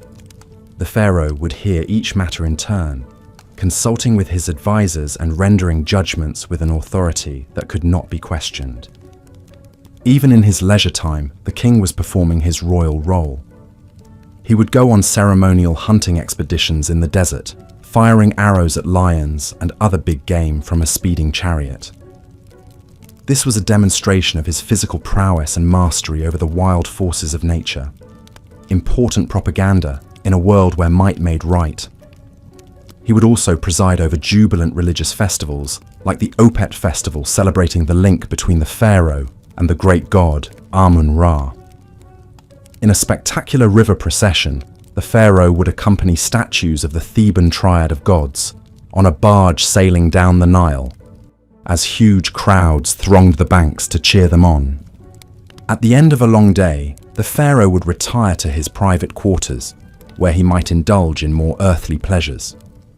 Many kings kept harems of secondary wives and concubines, in addition to their great royal wife. These women lived in a separate palace area, visited by the pharaoh whenever he desired. Some pharaohs, like Amenhotep III and Ramses II, had over 100 children from multiple wives, an extensive royal brood seen as a sign of the king's virility and divine favor. But even in these intimate moments, there was no escaping the religious and ritual significance woven through every aspect of the pharaoh's life. Having intercourse with his wives wasn't just a sexual act. It was a sacred rite, reenacting the creation of the cosmos by the gods. The pharaoh was expected to perform in the bedroom just as he did on the throne and the battlefield. And the women who shared his bed, while pampered and privileged, also faced intense pressure to produce royal heirs, preferably sons. The stakes were high in a world where the succession of divine kingship was paramount. As the pharaoh drifted off to sleep, no doubt exhausted by the burdens of his exalted station, he could only hope that his efforts had pleased the gods and kept the forces of chaos at bay for another day. Tomorrow would bring new challenges, new opportunities to prove his worth as the living embodiment of divine order on earth. It was a relentless cycle, but one that each pharaoh was born and raised to fulfill, no matter the cost.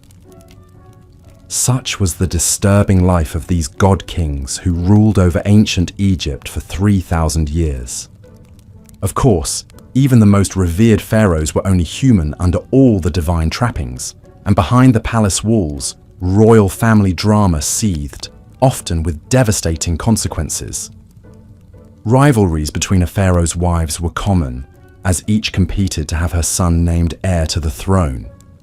These feuds took on legendary proportions in some cases, like the rivalry between Ramses II's wife Nefertari and his secondary consort Isetanofret. Nefertari, whose beauty and influence were so great she was known as the one for whom the sun shines, had borne Ramses several sons, but none had survived to succeed him. Isetanofret saw her chance to install her own son, Meneptah, as crown prince, and worked to undermine Nefertari at every turn. The struggle came to a head when Nefertari's tomb was vandalized, her image hacked out of the wall reliefs in a blatant attempt to erase her from history and memory. Many suspected Isetanofret was behind the desecration, though nothing could be proven. In the end, despite Nefertari's unrivaled status, it was Isetanofret's son Merneptah who took the throne after Ramses' death. Such was the Game of Thrones played out in the pharaoh's court, where even the most beloved consort could fall victim to the ruthless machinations of her rivals. Even more scandalous were the rare but documented cases of incest within the royal family. The pharaohs believed their divine blood had to be kept pure at all costs, even if that meant marrying their siblings or even their own children. This practice may have reached its disturbing apex with the curious case of Akhenaten, the rebel pharaoh who upended centuries of religious tradition by proclaiming the sun disk Aten as the one true god. Akhenaten was already a strange and enigmatic figure, depicted in art with an elongated skull, spindly limbs, and feminine hips that have long puzzled scholars. But even more shocking was his unconventional choice of chief wife and queen, his own daughter, Ankhesenamun. Archaeological evidence suggests Ankhesenamun was born to Akhenaten and his first wife, Nefertiti, when they were both very young, perhaps as young as 12 years old. She would have grown up in her father's sprawling new capital city of Amarna, a surreal landscape dominated by the towering temples of the Aten sun disk. As she blossomed into a young woman, Ankhesenamun caught the eye of her father, who by then had proclaimed himself the living incarnation of the Aten and banned the worship of all other gods. In a move that must have scandalized the court, Akhenaten took his teenage daughter as his great royal wife, the pharaoh's consort who would rule by his side and bear his children. The union was immortalized in a series of intimate portraits carved into Amarna's limestone cliffs, showing the couple locked in romantic embraces, their bodies intertwined. These scenes, almost pornographic by ancient Egyptian standards, suggest an erotic charge to the relationship that went beyond mere dynastic calculation. What Ankhesenamun herself thought of her fate, we can only imagine. As a royal princess, she would have had little say in the matter. The marriage produced at least 2 daughters, but no surviving sons to inherit Akhenaten's throne. When the heretic pharaoh died after a 17-year reign, the Amarna experiment died with him. The old gods were restored, his capital abandoned, and his name erased from the king lists. The young widow Ankhesenamun vanished from the record. Her astonishing story buried until Amarna's ruins were rediscovered in the early 20th century. She has since become an object of fascination and speculation for historians, a symbol of the disturbing lengths to which some pharaohs would go to protect their godly bloodlines. Such was the strange and secretive world of the pharaoh's royal family, a hothouse of intrigue and power struggles played out against the backdrop of divine kingship. The pharaoh may have been worshipped as a god on earth, but he was also a man with all too human appetites and frailties, and those closest to him, the women and children of his household, often paid the highest price for their proximity to power. From incestuous marriages to murderous rivalries, the private lives of the pharaohs were every bit as dramatic and disturbing as their public reigns. But for all the darkness and dysfunction lurking behind palace walls, the pharaohs never lost sight of their ultimate obsession, their own divinity and immortality. From the moment they took the throne, every pharaoh was already planning for the moment they would leave it and ascend to join the gods in the eternal afterlife. And no pharaoh undertook this quest for immortality more assiduously or on a grander scale than the builder of the Great Pyramid of Giza, the legendary Khufu. Ruling in the 4th dynasty of the Old Kingdom, around 2550 BCE, Khufu was the son of the pharaoh Sneferu, who had pioneered pyramid building with his innovative bent and red pyramids. But Khufu was determined to outdo his father and erect a monument that would stand the test of eternity. The result was the Great Pyramid, a towering edifice of 2.3 million limestone blocks, rising 481 feet into the desert sky. Even today, it remains the largest single building ever constructed by human hands, a testament to one man's monumental ego and the extraordinary lengths he would go to achieve immortality. The Great Pyramid was more than just a tomb. It was a resurrection machine designed to harness the power of the sun god Ra and the magic of Egyptian engineering to launch Khufu's spirit into the cosmic realms of the gods. Every aspect of its design was suffused with religious symbolism and funerary spells from the pyramid texts, the oldest sacred writings in Egypt. The pyramid's smooth, angled sides were clad in polished white limestone that would have made it shine like a giant prism in the desert sun, a radiant beacon guiding Khufu's soul to the heavens. Inside, a series of narrow, ascending and descending passages led to the king's burial chamber, deep in the heart of the pyramid. This was the most sacred space of all, where Khufu's mummified body would rest in a granite sarcophagus surrounded by all the treasures and supplies he would need for the afterlife. The chamber was a marvel of precision engineering, its walls lined with massive granite blocks fitted so tightly you couldn't slip a piece of paper between them. This was meant to seal the king's body and possessions away from thieves and intruders for all eternity, a secure staging ground for his journey to immortality. But building such a monumental tomb came at a staggering cost, both in resources and human lives. The Great Pyramid required a workforce of skilled masons, engineers and laborers on a scale never before seen in Egypt. Contrary to popular belief, these were not slaves but paid workers, many of them peasant farmers recruited during the annual Nile flood when their fields were underwater. They labored in grueling conditions under the desert sun, hauling massive blocks of limestone up ramps and lever systems to construct the pyramid layer by meticulous layer. Overseeing this vast operation was the pharaoh's cousin Hemiunu, the royal architect who had designed the pyramid and now managed its construction like a military campaign. He commanded an army of overseers and foremen who pushed the workers to their limits, driven by the knowledge that the pharaoh's immortality depended on their speed and precision. Accidents and deaths were an accepted part of the job, with some workers even buried in the shadow of the pyramid they had died building. The human cost of Khufu's ambition was immense, but to the pharaoh, it was a price worth paying for eternal life. He saw himself as a divine being, a god incarnate whose spirit would live forever among the stars of the northern sky.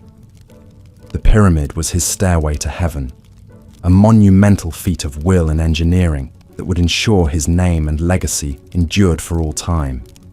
And in a sense, he was right. 4,500 years later, we are still marveling at the Great Pyramid and the disturbing lengths to which one pharaoh went to achieve immortality. But even Khufu's audacious monument pales in comparison to the extraordinary measures some of his successors took to equip themselves for the afterlife. As the prosperity and power of the Old Kingdom waned, later pharaohs became increasingly obsessed with their own mortality and the fate of their eternal souls. They poured their dwindling resources into ever more elaborate tombs and mortuary temples, desperately trying to guarantee their place among the gods.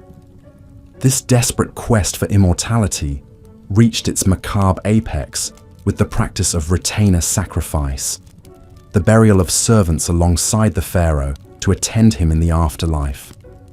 The most chilling example comes from the tomb of the First Dynasty pharaoh Jer at Abydos, where archaeologists uncovered the remains of 318 individuals, men, women, and even children, who had been sacrificed and buried in neat rows outside the king's funerary enclosure. The scale of the carnage is staggering, the largest known case of human sacrifice in ancient Egypt. The victims appear to have been palace servants, members of the royal household who were selected to serve the king in death as they had in life. They were likely killed by strangulation or a blow to the head, their bodies hastily mummified and buried with minimal grave goods. Some were even interred in coffins bearing their own names, a poignant reminder of their individual identities and the violent fate that awaited them. What could have motivated such a mass slaughter? For the pharaoh and his priests, it was a natural extension of the king's divine power, his ability to command obedience and service even beyond the grave. The servants were seen as privileged to be chosen for this sacred duty, their sacrifice a necessary part of ensuring the pharaoh's eternal well-being. But one can only imagine the terror and despair of those selected, knowing they would soon be joining their master in death. This disturbing practice appears to have been relatively short-lived, dying out by the end of the Old Kingdom. But it speaks to the incredible power and allure of the afterlife in ancient Egyptian culture, and the extreme lengths to which some pharaohs would go to secure their place in it.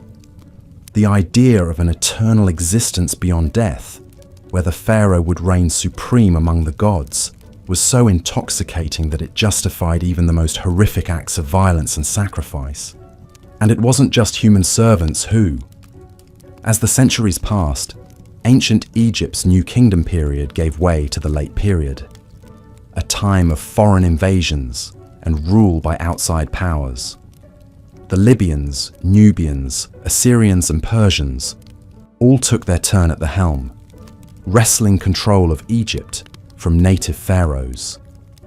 But perhaps no foreign power left quite as indelible a mark as Alexander the Great and the Greek Macedonian Ptolemaic dynasty he left in his wake. In 332 BC, Alexander the Great swept into Egypt, wresting it from Persian control. After being crowned pharaoh in Memphis, he founded the great seaside city of Alexandria, soon to become a cosmopolitan center of Greek culture and learning. But Alexander's reign as pharaoh was cut short by his untimely death in 323 BC. In the chaotic aftermath, his general Ptolemy Wunsota seized control of Egypt, installing himself as the first pharaoh of the Ptolemaic dynasty that would rule for the next 275 years. The Ptolemaic pharaohs were a fascinating fusion of Greek and Egyptian culture. They adopted many Egyptian royal traditions and religious practices to legitimize their rule in the eyes of their subjects. Ptolemy III's son and successor, Ptolemy II Philadelphus, even instituted worship of the deified Alexander, cleverly positioning the Ptolemies as successors to Alexander's divine rule. Yet at the same time, the Ptolemies remained resolutely Greek, marrying their siblings in the Egyptian royal tradition, but giving their children Greek names and hiring Greek architects to reshape Alexandria's landscape in the style of their homeland. One of the most audacious Ptolemaic building projects was surely the Pharaohs lighthouse, constructed on the orders of Ptolemy I Soter. Standing an astonishing 330 feet tall, this wonder of the ancient world guided ships into Alexandria's harbour with its blazing fire at night. The Ptolemies also built grand temples in the traditional Egyptian style, like the Temple of Horus at Edfu and the Temple of Isis on the island of Philae. But they added their own Greek flourishes, inscribing their names in hieroglyphs, but also Greek on temple walls. The most famous Ptolemaic pharaoh of all was of course Cleopatra VII, the last pharaoh of ancient Egypt. But the Ptolemaic dynasty's notorious incestuous marriages produced more than one ambitious, powerful queen over the centuries. Take Berenice II, wife of Ptolemy III Euergetes. When her husband left to fight in the Third Syrian War in 246 BC, Berenice vowed to the goddess Aphrodite that she would cut off her long, luxurious hair if Ptolemy returned home safely. And she made good on her promise, placing her shorn tresses in Aphrodite's temple. The hair later mysteriously vanished, but court astronomer Conon of Samos, perhaps trying to get back in the queen's good graces, claimed that Aphrodite had been so touched by the offering that she placed Berenice's hair in the sky as the constellation Coma Berenices, or Berenice's hair.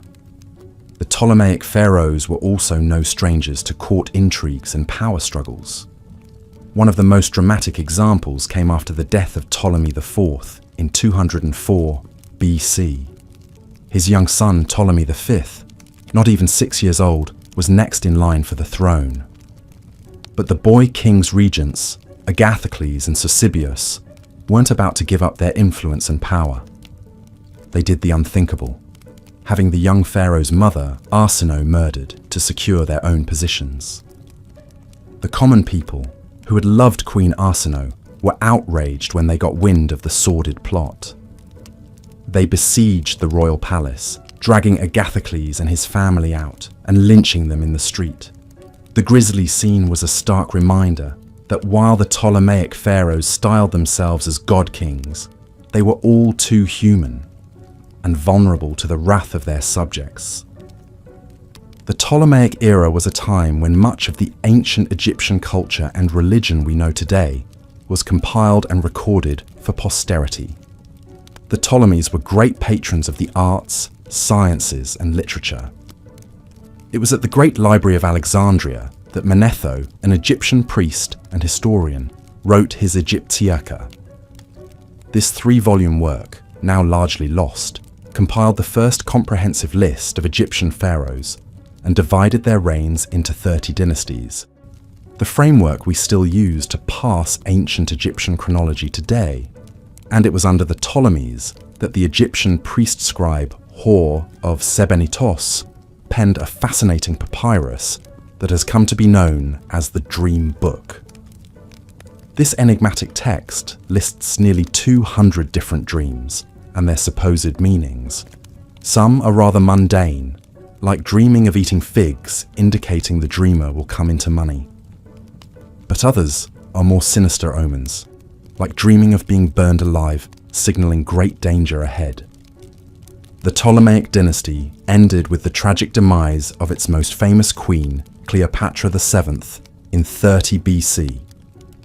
After picking the losing side in the Roman Civil War between Mark Antony and Octavian, Cleopatra took her own life, allegedly by the bite of a poisonous asp, rather than be paraded through the streets of Rome as a war trophy.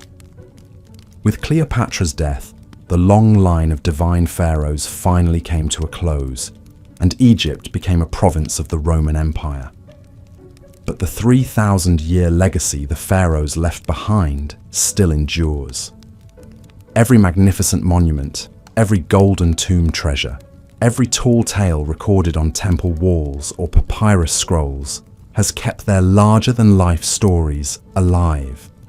The pharaohs built ancient Egypt into a flourishing civilization that has captured imaginations for millennia, and will likely continue to do so for as long as the pyramids still stand. The mystique of the pharaohs lies in how, even at the distance of thousands of years, they still seem to straddle the line between gods and mortals, the natural and supernatural. The truth is, the pharaohs were both extraordinary and all too human. They performed mind-boggling feats of engineering, artistic, and cultural achievement that have rarely been matched. But they could also be petty, superstitious, ruthless, and tyrannical. They were a bundle of fascinating contradictions, chasing immortality while grappling with all the flaws and frailties of being human. So perhaps that's why, for all their power and pomp, the pharaohs still speak to us today. Their outsized lives are like monuments to the human condition itself, the soaring triumphs and the devastating lows that have defined the mortal experience since the dawn of civilization. The life of a pharaoh was one of immense power and privilege, but also one governed by strict religious duties and rituals. From the moment he awoke in his opulent palace, a pharaoh's day was meticulously planned and scheduled, with little room for spontaneity or personal indulgence. The pharaoh's morning routine was an elaborate affair, with teams of servants attending to his every need. He would be washed, perfumed, and dressed in fine linens before donning the various crowns and symbols of his divine office. The distinctive double crown, or pshent, combined the white crown of Upper Egypt and the red crown of Lower Egypt, symbolizing the pharaoh's dominion over the unified land. But even in these mundane morning rituals, there was an undercurrent of magic and superstition. The pharaoh's clothing was imbued with powerful symbolism and believed to confer divine protection. Every cosmetic and item of jewelry had deep spiritual significance. Even the pharaoh's daily ablutions were a sacred rite, with priests reciting spells and incantations as sacred water from the Nile was poured over his head. With his regalia in place, the pharaoh would then consume a light breakfast before beginning his packed schedule of daily duties. As the earthly embodiment of the god Horus, one of the pharaoh's most vital roles was as the supreme religious leader of Egypt. He was responsible for maintaining Ma'at, the cosmic order and balance, through his divine intercession with the gods. This meant that a significant portion of the pharaoh's day was taken up with religious ceremonies and temple rituals.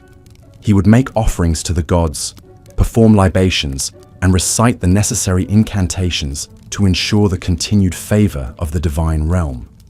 These rituals were not just symbolic, but were believed to have a real and tangible impact on the prosperity and stability of Egypt. But the pharaoh was not just a religious figurehead. He was also the supreme political ruler of one of the most powerful empires of the ancient world. After his religious duties were complete, he would hold court and meet with his advisors to discuss matters of state.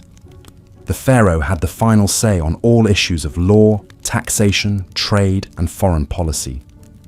He would also hear petitions from his subjects and dispense justice as he saw fit.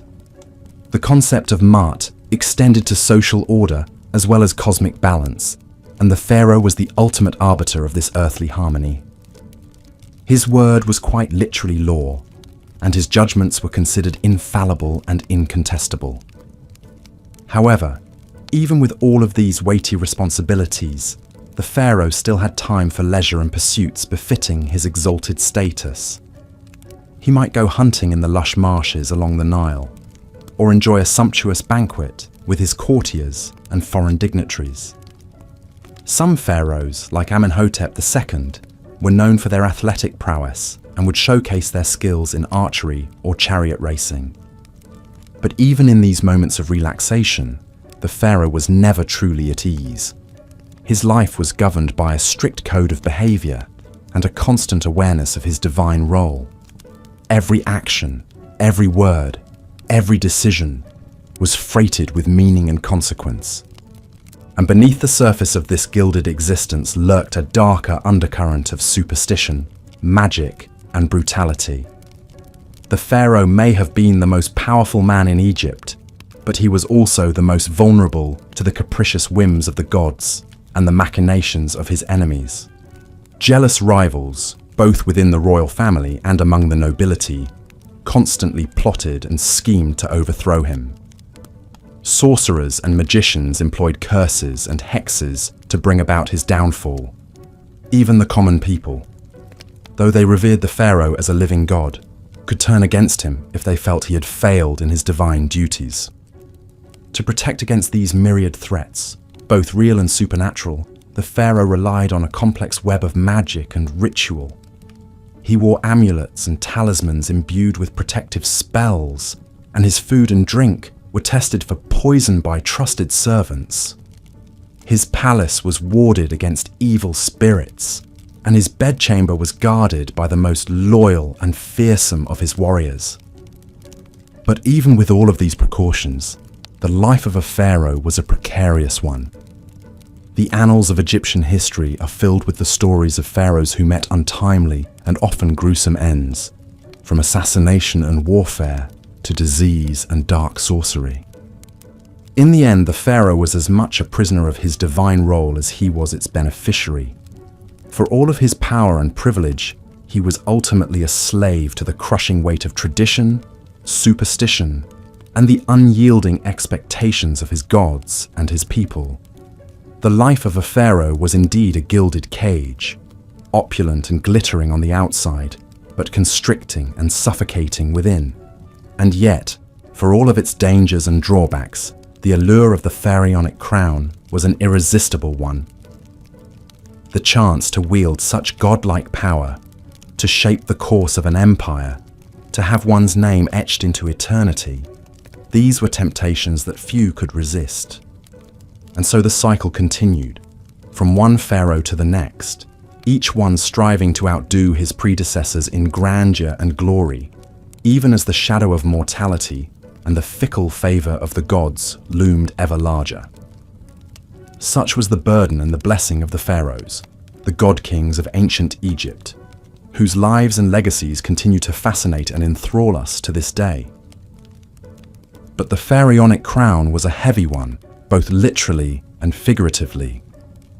The great golden headdresses and crowns worn by the pharaohs could weigh up to 5 pounds, a physical reminder of the weighty responsibilities they carried.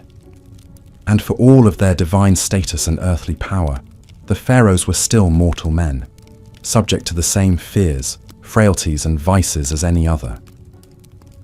Perhaps nowhere was this more evident than in the royal court, where the pharaoh was surrounded by a vast retinue of family, advisors, courtiers, and servants. While the pharaoh may have been the supreme ruler of Egypt, he still had to navigate the treacherous waters of court politics and intrigue on a daily basis. At the center of this was the royal family itself. The pharaoh typically had multiple wives, including a chief queen who held a special status and would bear the pharaoh's heir. But he also had a vast harem of lesser wives and concubines, many of whom were foreign princesses sent as diplomatic gifts to cement alliances with other nations. This complex web of marriages and liaisons was not just about pleasure or politics. It was also driven by a deep-seated obsession with preserving the purity and divinity of the royal bloodline. The Egyptians believed that the pharaohs were literal descendants of the gods, and that this divine essence was passed down through the generations. To maintain this purity, the pharaohs often married within their own family, taking their sisters, daughters, and even their own mothers as wives. This practice of royal incest may seem shocking and abhorrent to modern sensibilities, but for the ancient Egyptians, it was a sacred duty. a way of keeping the divine blood of the pharaohs untainted by mortal influence. Of course, this incestuous inbreeding often had the opposite effect, leading to genetic defects, deformities, and a host of health problems for the royal family. The mummies of several pharaohs, including the famous King Tutankhamun, show clear signs of congenital disabilities and chronic illnesses that were likely the result of generations of close familial marriages. But for the pharaohs, the risks of incest were outweighed by the perceived benefits of preserving their divine status. And in a society where the pharaoh was seen as a living god, there was no higher priority than maintaining the purity and power of the royal line. This obsession with divine kingship also had profound implications for the role of women in ancient Egyptian society. While women in general had more rights and freedoms than in many other ancient cultures, the power of the pharaonic throne was still very much a male domain. There were, however, a few notable exceptions to this rule. Perhaps the most famous of these was Hatshepsut, a queen who took on the full powers and regalia of a pharaoh and ruled Egypt in her own right for over 2 decades. Hatshepsut was a master politician and propagandist, commissioning statues and monuments that depicted her as a powerful and legitimate ruler, complete with the traditional false beard worn by male pharaohs. She even went so far as to have herself portrayed as a male in many of her official depictions, a way of asserting her divine right to rule. But Hatshepsut's reign was the exception rather than the rule, and her successor Thutmose III went to great lengths to erase her memory and her monuments after her death. For the most part, the divine kingship of the pharaohs remained a strictly masculine affair, with women relegated to supporting roles as queens, mothers, and daughters. This gender imbalance also extended to the royal succession, which was often a bloody and brutal affair. While the pharaonic crown typically passed from father to son, there was no formal system of primogeniture, and rival princes and factions would often vie for power in the event of an unclear or contested succession. These power struggles could turn deadly, with rivals resorting to assassination, exile, or outright civil war to seize the throne. The most famous example of this was perhaps the mysterious death of Tutankhamun, who many historians believe was murdered by his advisor and successor, A, in order to clear the path for his own ascension. Even when the succession was clear, the new pharaoh often faced challenges and threats to his rule from within his own family. Brothers, uncles, and cousins, who had been passed over for the throne, might plot and scheme to overthrow the new king, while disgruntled nobles and regional governors could use their wealth and influence to foment rebellion and unrest. To counter these threats, the pharaohs relied on a combination of political savvy, military might, and divine propaganda. They would reward loyal followers with titles, lands, and wealth, while ruthlessly suppressing any signs of dissent or disloyalty. They would also go to great lengths to emphasize their own divine status and right to rule, commissioning grand monuments and temples that celebrated their godly power and accomplishments. But even the mightiest pharaoh was still mortal, and the spectre of death loomed large over the royal court. The Egyptians believed that the pharaoh's divine essence would live on in the afterlife, where he would join the gods in an eternal paradise. But to achieve this immortality, the pharaoh's body had to be preserved and protected, along with all the trappings of his earthly power and status. This belief in the afterlife was the driving force behind the construction of the Great Pyramids, the massive tombs that have become synonymous with ancient Egyptian culture. These monumental structures were not just grand displays of wealth and power. They were also elaborate machines designed to launch the pharaoh's soul into the heavens and ensure his eternal life among the gods. The process of preparing a pharaoh for the afterlife was a long and elaborate one, beginning even before his death.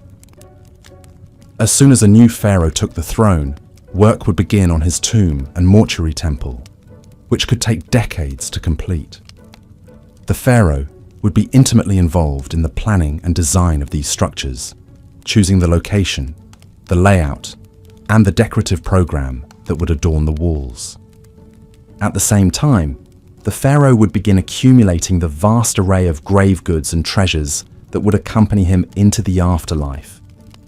These could include everything from furniture and clothing to jewelry and weapons, as well as huge stockpiles of food and drink to sustain the pharaoh on his journey.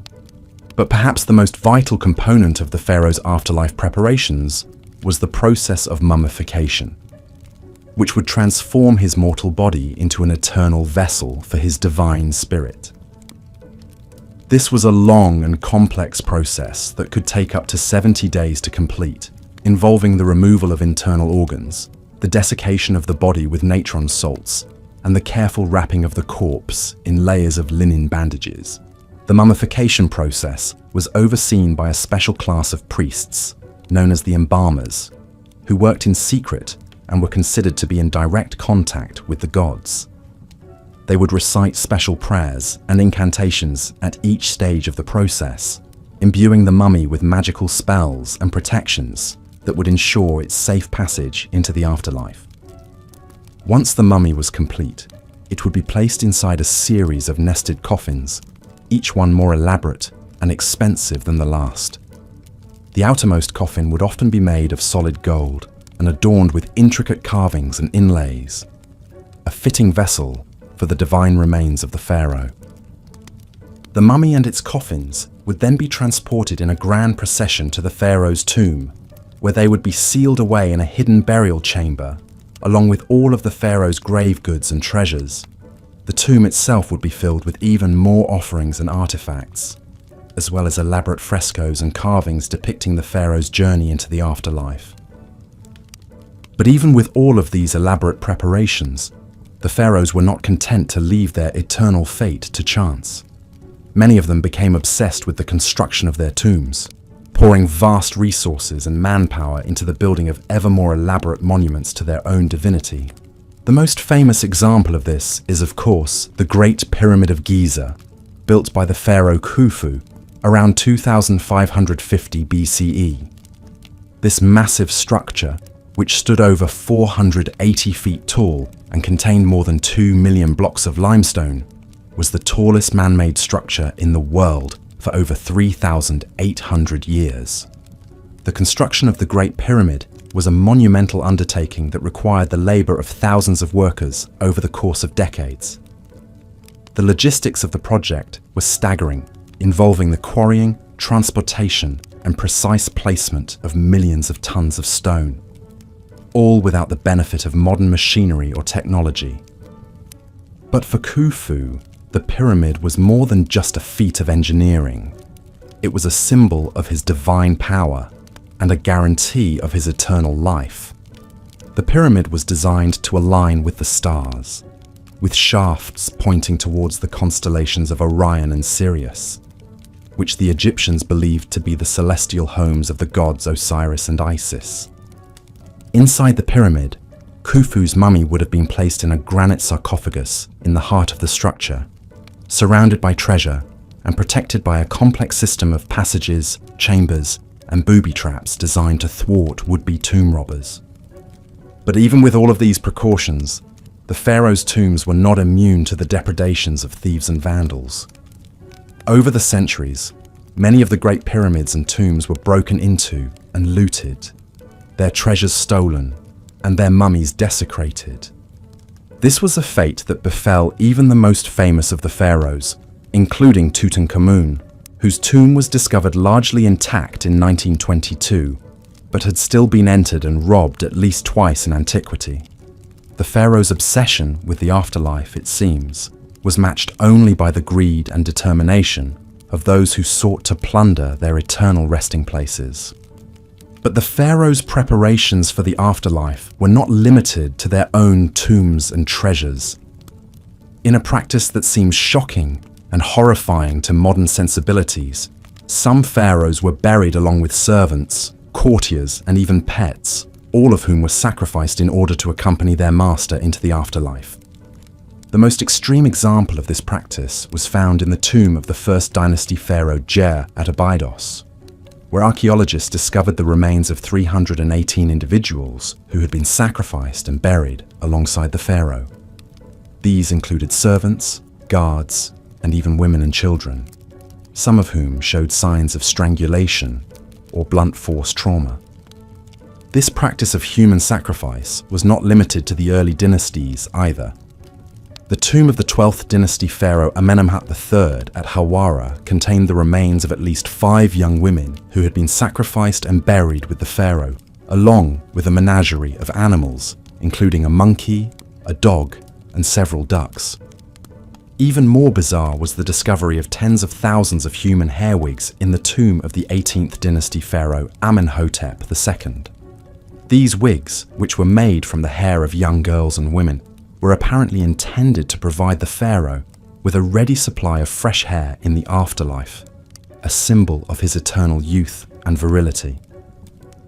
These disturbing practices speak to the incredible power and influence of the pharaohs, as well as the deeply ingrained beliefs and superstitions that governed ancient Egyptian society. For the pharaohs, the afterlife was not just a vague hope or a religious abstraction. It was a very real and tangible goal, one that demanded the utmost preparation and sacrifice.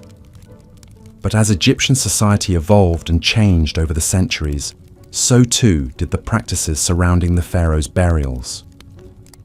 By the time of the New Kingdom, human sacrifice had largely fallen out of favor, replaced by symbolic offerings and the use of Shabti figurines, small statues that were believed to come to life and serve the pharaoh in the afterlife. And as the power of the pharaohs began to wane in the later dynasties, so too did the grandeur and scale of their tombs.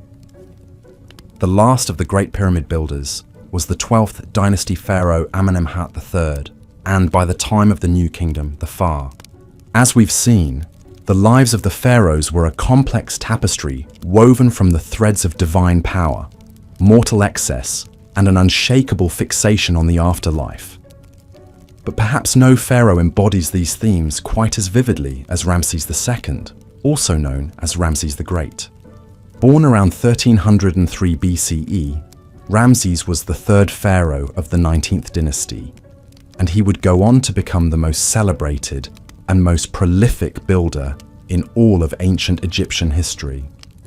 He ruled for an astonishing 66 years, fathered over 100 children, and left an indelible mark on the landscape of Egypt with his colossal building projects. From the moment he took the throne, Ramses set out to immortalize his legacy in stone. He didn't just build temples and monuments, he built cities. His capital, Ramses, was a sprawling metropolis in the Nile Delta, adorned with lush gardens, stately palaces, and of course, towering statues of Ramses himself. The city was a testament to Ramses' wealth, power, and unrivaled ego. But Ramses didn't just build on a grand scale. He built with a singular purpose: to ensure his own glorification and immortality. Every temple, every obelisk, every statue was emblazoned with his name and his image.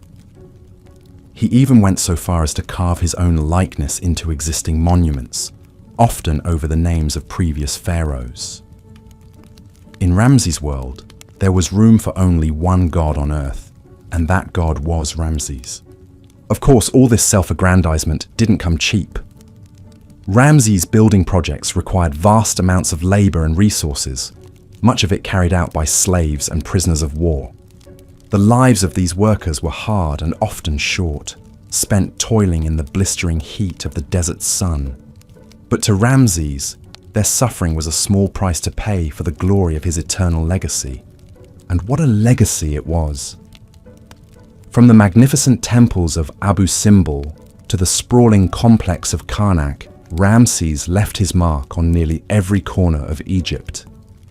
His reign saw military triumphs like the Battle of Kadesh against the Hittites, as well as monumental building achievements like the completion of the Great Hypostyle Hall at Karnak, a forest of 134 massive columns covering an area of 54,000 square feet.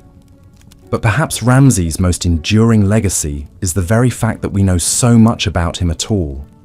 With his relentless self-promotion and larger-than-life persona, Ramses ensured that his name would live on long after his death. And live on it has.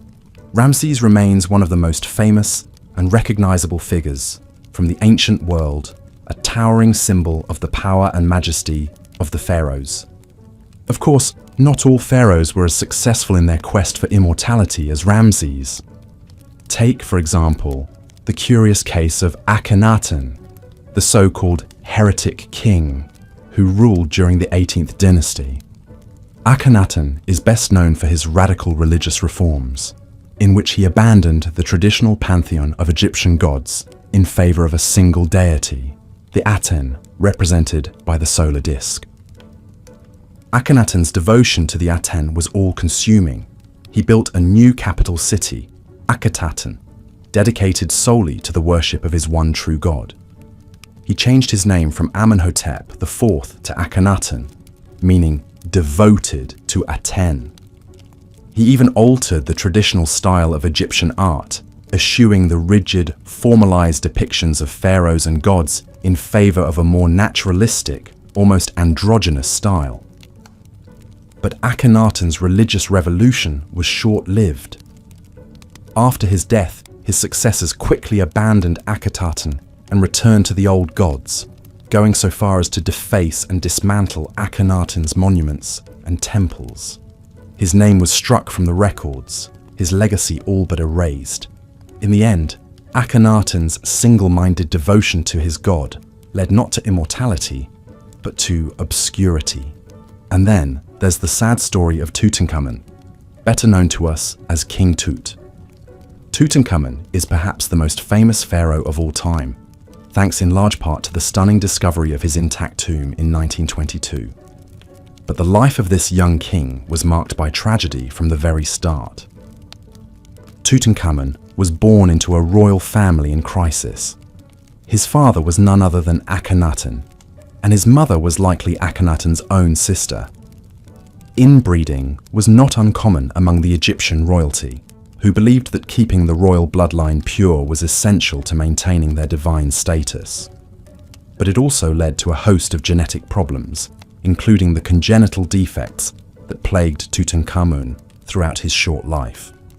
When Tutankhamun took the throne around the age of 9, he inherited a kingdom in chaos.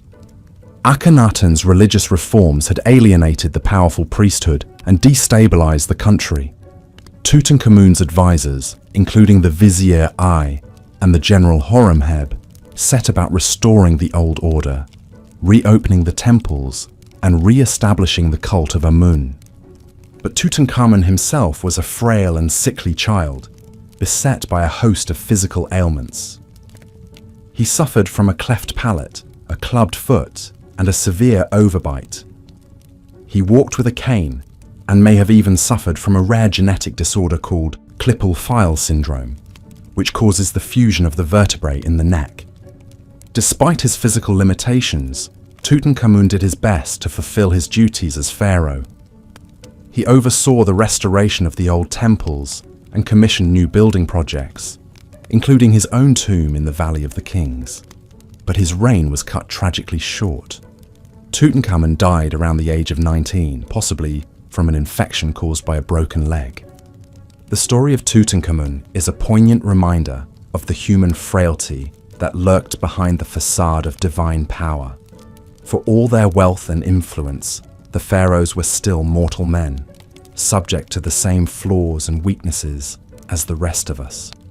And yet, through the enduring legacy of their tombs and their treasures, they achieved a kind of immortality after all, not as gods, but as enduring symbols of a fascinating and mysterious world that continues to captivate us to this day. As we've journeyed through the lives of these legendary rulers, from the excesses of Ramses to the enigma of Akhenaten to the tragedy of Tutankhamun, one thing becomes clear. The pharaohs were as complex and multifaceted as the civilization they ruled. They were gods and men, builders and destroyers, visionaries and tyrants. They lived lives of unimaginable splendor and opulence, but they were also haunted by the specter of death and the relentless pursuit of immortality. In the end, perhaps it is this very complexity that makes the pharaohs so endlessly fascinating to us. They were not just historical figures, but mythic archetypes, embodying the timeless themes of power, ambition, and the search for meaning in the face of mortality. And through the enduring legacy of their monuments and their stories, they continue to speak to us across the millennia, whispering secrets of a world long vanished but never truly lost. As we marvel at the pyramids and the temples, the golden masks and the hieroglyphic inscriptions, we are reminded of the indomitable human spirit that drove these ancient kings to reach for the stars. And we are humbled by the realization that, for all their godlike power, they were ultimately as mortal as the rest of us, subject to the same joys and sorrows, triumphs and tragedies that define the human experience. So let us pay tribute to the pharaohs, those towering figures who shaped the course of history and left an indelible mark on the sands of time. Let us remember them not just as distant mythical figures, but as flesh and blood human beings, with all their flaws and foibles, their dreams and their despairs. And let us learn from their stories, both the inspiring and the cautionary, as we navigate our own paths through the shifting sands of life. For in the end, the legacy of the pharaohs is not just a matter of bricks and mortar, gold and granite. It is a testament to the enduring power of the human spirit, to our unquenchable thirst for meaning and purpose, for beauty and transcendence. And it is a reminder that, no matter how mighty we may become, we are all part of a tapestry far greater and more enduring than any one of us can ever hope to be. So let us give thanks for the pharaohs and for all those who came before and after them, who strived and struggled and left their mark upon the world. And let us carry their stories with us as we venture forth into the unknown, armed with the wisdom of the ages and the courage of our convictions. For in the end, the measure of a life is not in the splendor of its monuments or the grandeur of its tombs, but in the love and compassion we show to one another, and in the legacy of hope and resilience we leave behind. And in this, the pharaohs, for all their flaws and failings, have much to teach us still. As we delve deeper into the shadowy world of the pharaohs, we must also acknowledge the intricate web of royal relationships and rivalries that shape their lives and legacies. Behind the gilded facades of the palaces, a complex tapestry of family dynamics, political alliances, and power struggles played out, often with devastating consequences. At the heart of the royal household was the pharaoh's inner circle of queens, concubines, and children. While the pharaoh was the supreme ruler, his queens could wield significant influence, particularly if they bore him a male heir. The great royal wife, or chief queen, held a privileged position and might even rule as regent if the pharaoh died before his successor came of age. Such was the case with Hatshepsut, who boldly assumed the full powers and regalia of a pharaoh herself, after the death of her husband, Thutmose II. But alongside these influential queens were countless lesser wives and concubines who populated the royal harem. These women, often from noble families or foreign princesses sent to cement diplomatic ties, vied for the pharaoh's favor and the chance to bear his children. The royal court buzzed with gossip, intrigue, and shifting alliances as different factions jockeyed for position. Most disturbing of all were the instances of incest that occurred within the royal family. Pharaohs often married their own sisters or half-sisters, and occasionally even their daughters, to keep the royal bloodline pure. It was believed that the pharaoh, as a living god, could only beget a legitimate heir through union with another divinity, even if that meant keeping it in the family.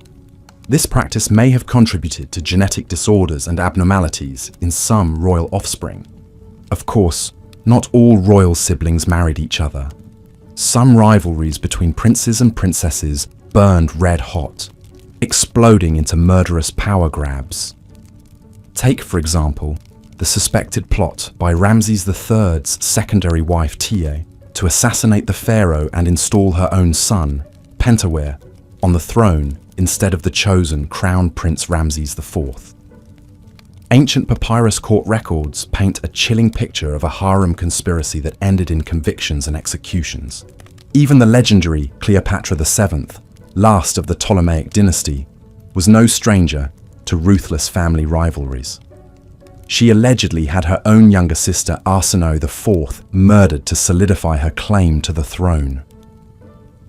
In a world where royal blood was both a ticket to power and a reason to be eliminated by one's rivals, perhaps the frequent depictions of the pharaoh smiting his enemies take on an even darker meaning. But beyond the backstabbing intrigues of the royal court, the pharaoh's family relationships could also be touchingly human. Ramses II, for instance, honored his chief queen Nefertari with a lavishly decorated tomb and a magnificent temple at Abu Simbel.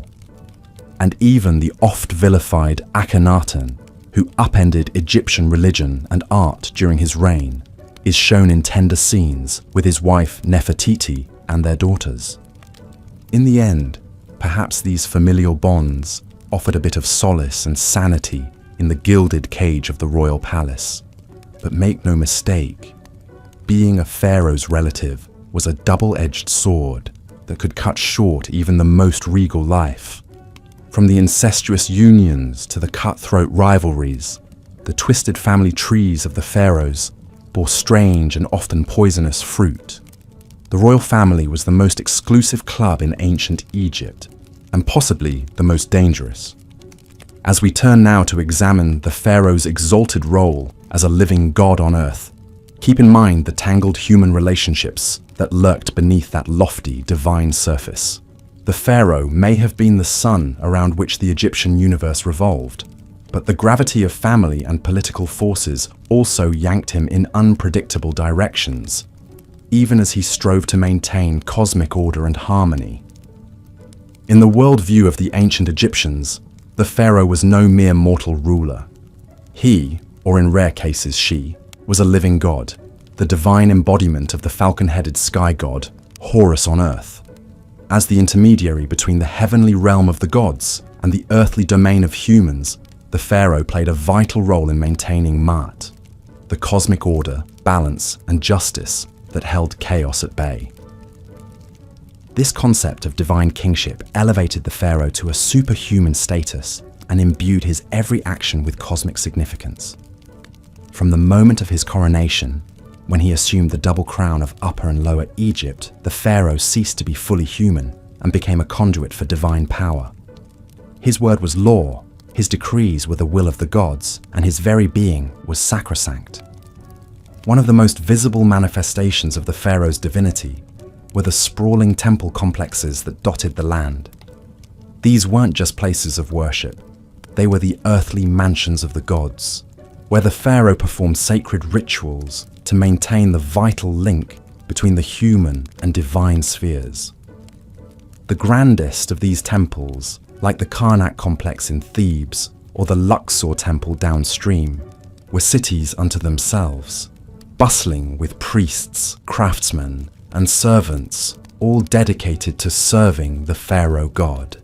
Within these sacred precincts, the pharaoh would make offerings, recite incantations, and perform elaborate ceremonies to appease the gods and ensure the continued flow of divine blessings. The most important of these rituals was the daily rebirth of the sun, in which the pharaoh metaphorically merged with the sun god Ra to be reborn anew each morning. By participating in this endless cycle of death and renewal, the pharaoh helped to sustain the very fabric of the cosmos. But the pharaoh's divine status wasn't just a religious concept. It had far-reaching implications for Egyptian society and politics as well. As a living god, the pharaoh had absolute authority over his subjects. His word was law, and his commands were not to be questioned. Obedience to the pharaoh was equated with piety, and rebellion against him was tantamount to sacrilege.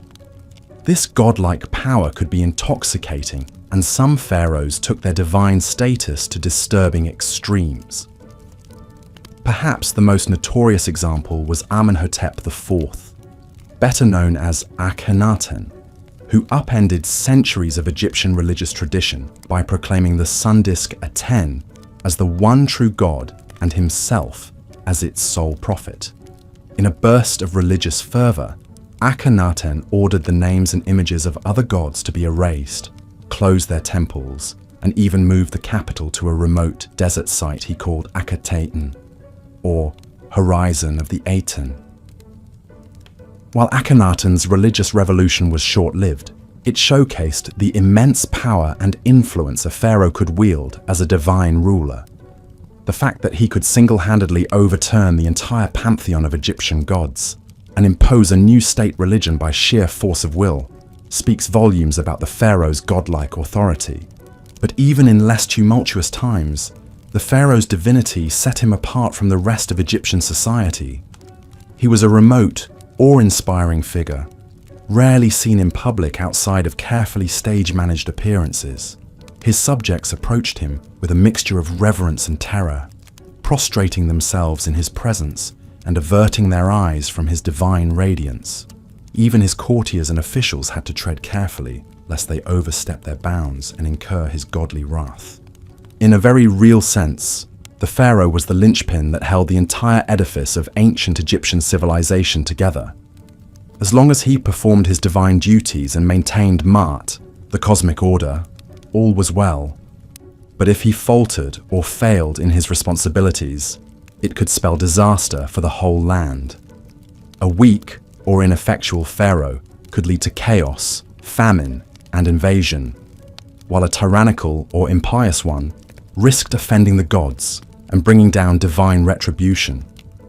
It's no wonder then that the Egyptians invested so much time, labor, and resources into exalting and glorifying their pharaohs. The colossal statues, soaring obelisks, and lavish tomb complexes were all testament to the pharaoh's superhuman status and enduring legacy. They were also a way of bolstering his divine power and reinforcing his vital role in the cosmic order. But as we'll see in the next chapter, this obsession with the pharaoh's divinity reached its apex in the very last place one might expect, the tomb. For the ancient Egyptians, death was not the end for a pharaoh, but merely a transition to an even more exalted state of being. And they would go to extraordinary, even horrifying lengths to ensure their divine ruler had everything he needed for the journey. The flickering torchlight casts an eerie glow on the rough-hewn walls of the tomb, as if the very shadows are alive with the weight of ages past. The air is thick with the acrid tang of incense and the musty odor of death, a cloying perfume that clings to the nostrils and the back of the throat. Deeper and deeper we descend into the very bowels of the earth, following in the footsteps of the pharaoh on his final journey into the afterlife. For the ancient Egyptians, death was not something to be feared, but rather a doorway to a new and glorious existence. They believed that life on earth was but a brief prelude to an eternal hereafter, where the deceased would dwell in paradise with the gods, feasting and making merry for all eternity. But to achieve this blessed state, one had to be properly prepared, both spiritually and materially. And no one was better prepared for the afterlife than the pharaohs. From the moment they ascended the throne, they began planning for their eventual demise with a single-minded focus that bordered on the obsessive. Vast resources were poured into the construction of their tombs and funerary temples, veritable cities of the dead that would serve as their eternal abodes. The most iconic of these, of course, are the Great Pyramids that loom over the Giza Plateau. These monumental structures, built during the Old Kingdom, were more than just tombs. They were cosmic engines, designed to launch the pharaoh's soul into the heavens to take its place among the stars. The pyramid's smooth, sloping sides were meant to evoke the primordial mound of creation, while its precise alignment to the cardinal points mirrored the order and symmetry of the cosmos itself. But even more vital than the tomb itself was the complex process of preparing the pharaoh's body for the afterlife. The ancient Egyptians believed that the physical form was just as important as the spiritual essence, and that the two had to be preserved together for eternity. And so, in the sacred rites of mummification, the pharaoh's corpse was transformed from a lifeless husk into a vessel for immortality. For 70 days, the body was dried and desiccated with natron salt, its organs removed and carefully preserved in canopic jars. Then, in an elaborate ritual that could take weeks, the mummy was anointed with sacred oils, wrapped in countless layers of linen bandages, and adorned with protective amulets and jewelry. The face was often covered with a lifelike mask of gold and precious stones, an idealized portrait of the pharaoh in all his divine glory. But the pharaoh's journey was far from over. Once the mummy was complete, it had to be transported to the tomb in a grand funerary procession, accompanied by priests chanting hymns and spells to ward off evil spirits. The sarcophagus was then lowered into the burial chamber, surrounded by all the grave goods the pharaoh would need in the afterlife: furniture, clothing, jewelry, even food and drink to sustain him on his eternal journey.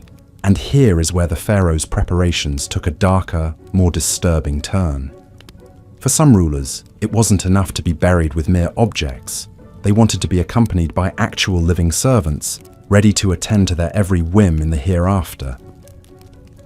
These unfortunate souls, known as retainers, were often the pharaoh's most loyal courtiers and officials, handpicked to serve him in death as they had in life. The practice of human sacrifice was not uncommon in the early dynasties of ancient Egypt, particularly during the First Dynasty. Archaeological evidence from this period reveals numerous subsidiary burials surrounding the tombs of pharaohs like Horahar and Jer, containing the remains of servants, bodyguards, and even women and dwarves who were believed to have special powers. One of the most chilling examples comes from the tomb of King Jer at Abydos, where the remains of over 300 individuals were found buried in neat rows, like a macabre honor guard flanking the pharaoh's final resting place. Many of the bodies showed signs of strangulation or blunt force trauma, suggesting that they had been deliberately killed to accompany their ruler into the afterlife. But perhaps even more unsettling than the human sacrifices were the animal ones. Countless mummified cats, dogs, monkeys, and even lions have been found in Egyptian tombs, often lavishly wrapped and adorned like miniature pharaohs themselves. These beloved pets were believed to provide companionship and protection for their masters in the afterlife, a consolation prize of sorts for an eternity spent in the dark. And then there were the more bizarre grave goods, like the millions of human hair wigs found in some tombs. These elaborate hairpieces, made from the shorn locks of courtiers and slaves, were meant to ensure that the pharaoh always had a fresh coiffure, even in the afterlife. The ancient Egyptians believed that hair had magical properties, and that a full, luxuriant wig was a sign of vitality and power. But as the centuries passed, the practice of human sacrifice gradually fell out of favor. By the time of the New Kingdom, the idea of killing servants to serve the pharaoh in the afterlife was seen as barbaric and uncivilized. Instead, the Egyptians turned to more symbolic methods, like placing Shabti figurines in the tomb, to magically come to life and perform menial tasks for the deceased. Yet even as the physical sacrifices faded away, the psychological toll of the pharaoh's obsession with the afterlife remained. The vast resources and manpower poured into their tombs and funerary cults siphoned away wealth and labor from the living, while the idea of a ruler who could command obedience even in death cast a long shadow over Egyptian society. And in the end, For all their elaborate preparations and precautions, the pharaohs could not escape the ravages of time and tomb robbers. Many of their carefully constructed resting places were plundered and desecrated over the millennia, their mummies and grave goods scattered to the four winds. In a bitter irony, the very measures they took to ensure their immortality ended up being their undoing. But even in death, the pharaohs continue to fascinate and horrify us in equal measure. Their mummies, with their uncanny lifelike expressions and aura of ancient power, have become the stuff of legend and popular culture. And as we peer into their tombs and sarcophagi, we cannot help but feel a shiver of awe and revulsion at the lengths they went to in pursuit of eternal life. For the pharaohs, death was not the end, but merely the beginning of a new and glorious existence. But as we have seen, that existence came at a terrible cost, measured in human lives and labors. And in the end, perhaps the most disturbing thing about the pharaohs' afterlife obsession is not what it says about them, but what it says about us, and our own deep-seated fears and fascinations with the great beyond.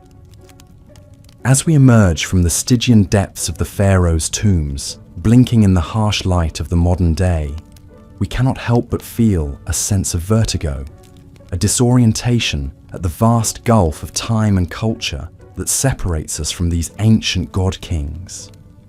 And yet, for all their alienness and inscrutability, there is something strangely familiar about them too, a recognition of the eternal human struggle against the forces of death and decay. In our own way, we are all pharaohs, building our own metaphorical pyramids and filling our own virtual tombs with the trappings of our earthly existence.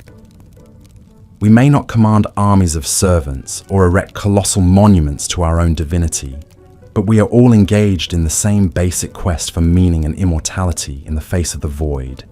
And so, as we bid farewell to the pharaohs and their haunted realm, let us take a moment to reflect on the enduring power of their legacy.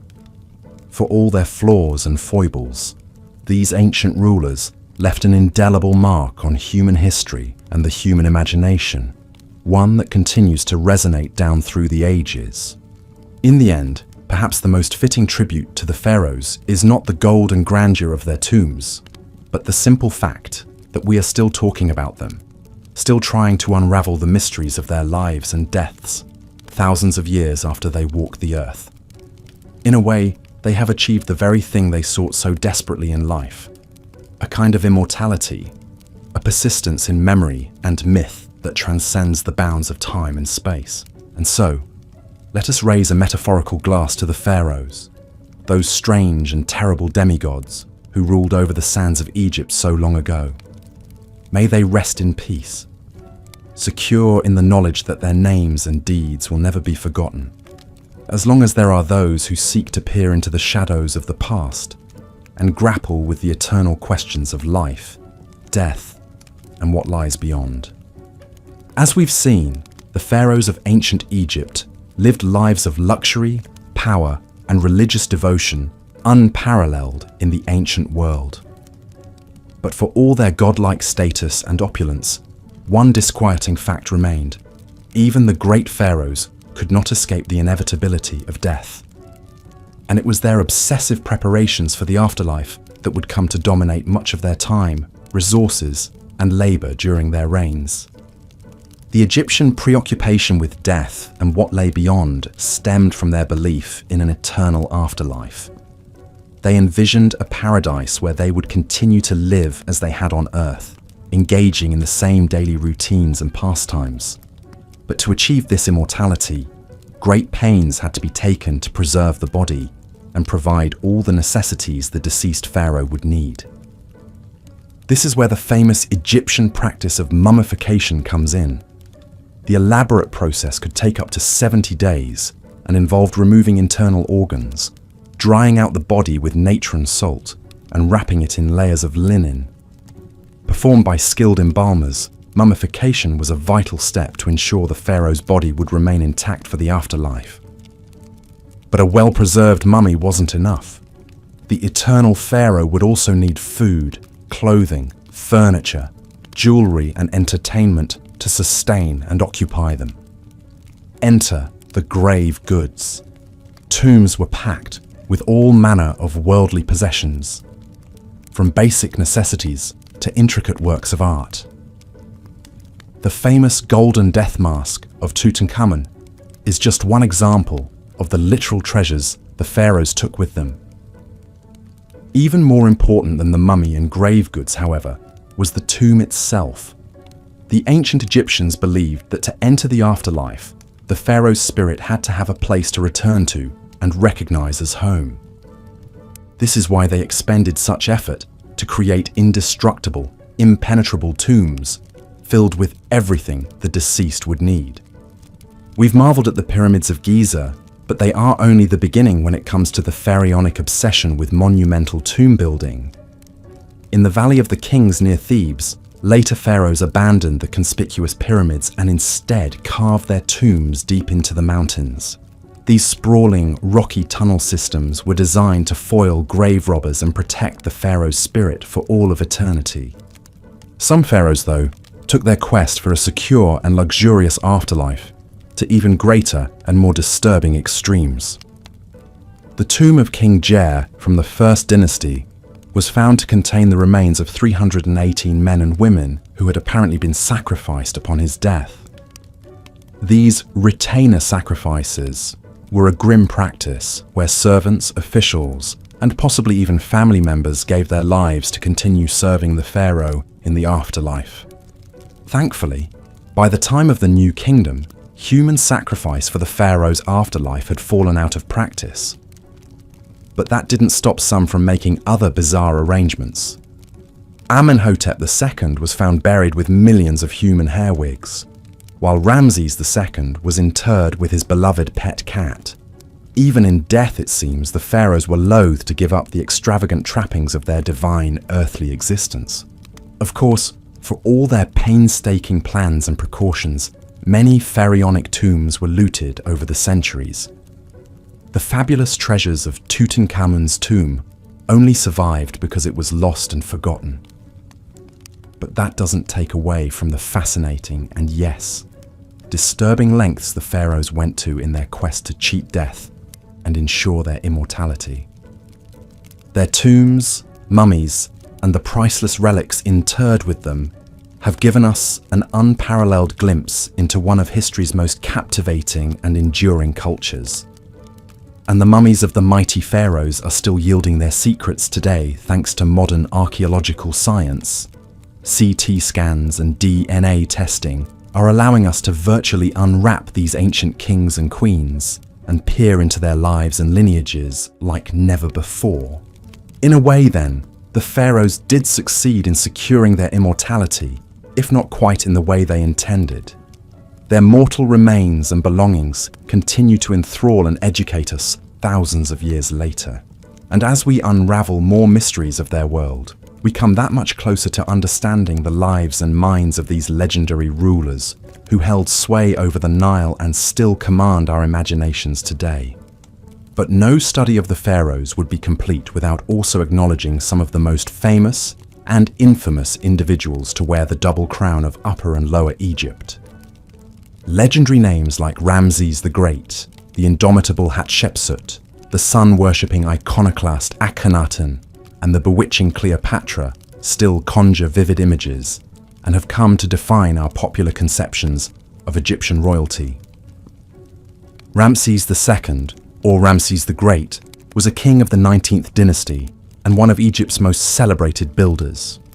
Reigning for an astonishing 66 years, Ramses left his mark on nearly every ancient Egyptian site still standing from Luxor to Abu Simbel. His mummy reveals a man of regal bearing, strong features, and flaming red hair, and he is believed to have fathered over 100 children in his time. Now that's a kingly legacy.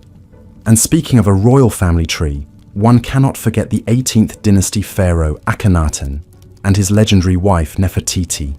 Coming to power around 1353 BCE, Akhenaten rocked the very foundations of Egyptian society by rejecting the traditional pantheon of gods to institute a monotheistic cult of the sun disk Aten. He even changed his name from Amenhotep IV to Akhenaten, or devoted to Aten, as part of his religious revolution. Aiding him in this spiritual shake-up was his beautiful and clever chief queen Nefertiti, whose famous painted limestone bust has come to symbolize ancient Egyptian glamour and intrigue. But the Aten experiment was short-lived. After Akhenaten's death, his son, a young king you may have heard of by the name of Tutankhamun, reversed his father's decree and restored the old gods, condemning Akhenaten to the ignoble fate of having his name struck from official records and monuments. Of course, any mention of Egyptian rulers would be incomplete without Cleopatra, the last active pharaoh and Ptolemaic queen who has become the very archetype of the irresistible temptress. But Cleopatra was much more than a mere seductress. She was a brilliant politician, speaker of 9 languages, and a shrewd strategist who captivated the likes of Julius Caesar and Mark Antony. Though her reign ended with the fall of Egypt to Rome, Cleopatra's legend has only grown in the centuries since. These towering figures are just a sampling of the remarkable personalities that make up the saga of ancient Egypt's god-kings and queens. Each of their lives contains enough drama, intrigue, and colour to fill volumes. But they all embodied, in one way or another, the fascinating paradox of the pharaoh, a mortal who would be God, with one foot in the earthly realm and the other in eternity.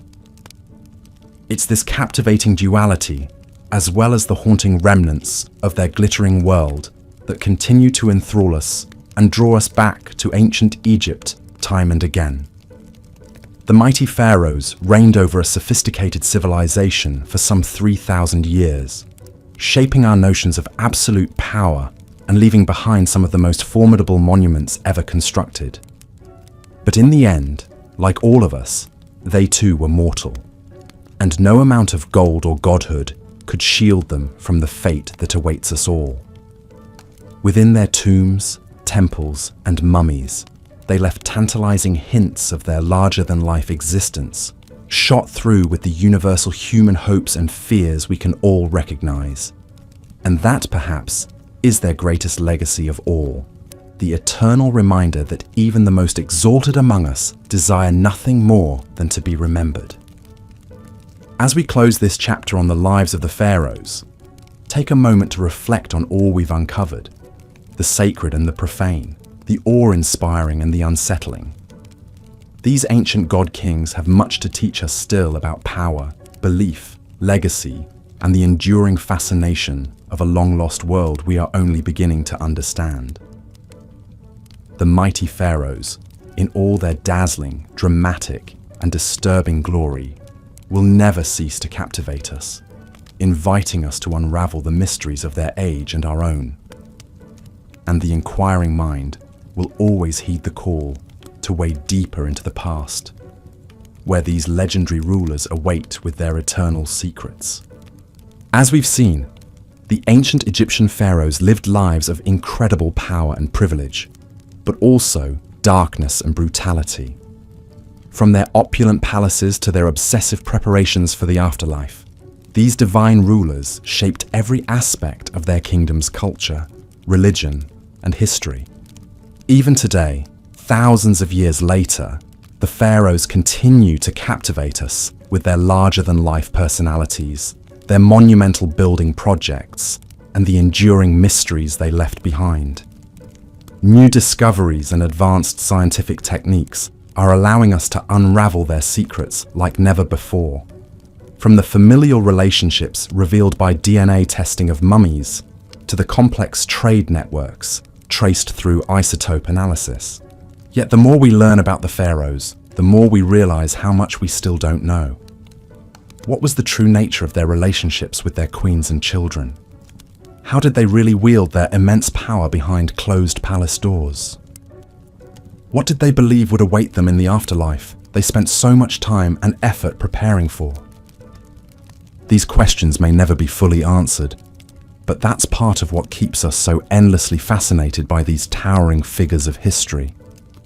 In a way, the pharaohs achieved their dream of immortality. not just through their elaborate tombs and mummification rituals, but through the indelible mark they left on the human imagination. From the boy king Tutankhamun to the great warrior Ramses II to the legendary beauty Cleopatra, the pharaohs continue to loom large in our collective consciousness. Their stories told and retold in countless books, movies, and documentaries. They've become more than historical figures. They've become mythic archetypes, embodying timeless themes of power, ambition, love, and death. In the end, perhaps that's the pharaohs' true legacy, not the treasure-filled tombs or awe-inspiring pyramids they left behind, but the way they've shaped our understanding of what it means to be human. Through their triumphs and failures, their brilliance and their brutality, they remind us of the heights and depths we're all capable of. The eternal human struggle to leave our mark on the world and grapple with our own mortality. So the next time you see an image of a pharaoh, whether it's the iconic death mask of Tutankhamun or a faded hieroglyph carved into an ancient temple wall, take a moment to reflect on the complex, fascinating, and often disturbing world they inhabited. And remember that even the mightiest among us are ultimately subject to the same fundamental questions and challenges that have defined the human experience for millennia. Thank you for joining me on this journey through the lives of the ancient Egyptian pharaohs. I hope you found it as enlightening and captivating as I have. If you enjoyed this video, please consider leaving a like and subscribing to the channel for more deep dives into the most fascinating chapters of human history. Ones that just might change the way you think about your own place in the grand sweep of time. Until next time, sweet dreams of sandy dunes, shimmering Nile waters, and golden burial masks gleaming in the dark.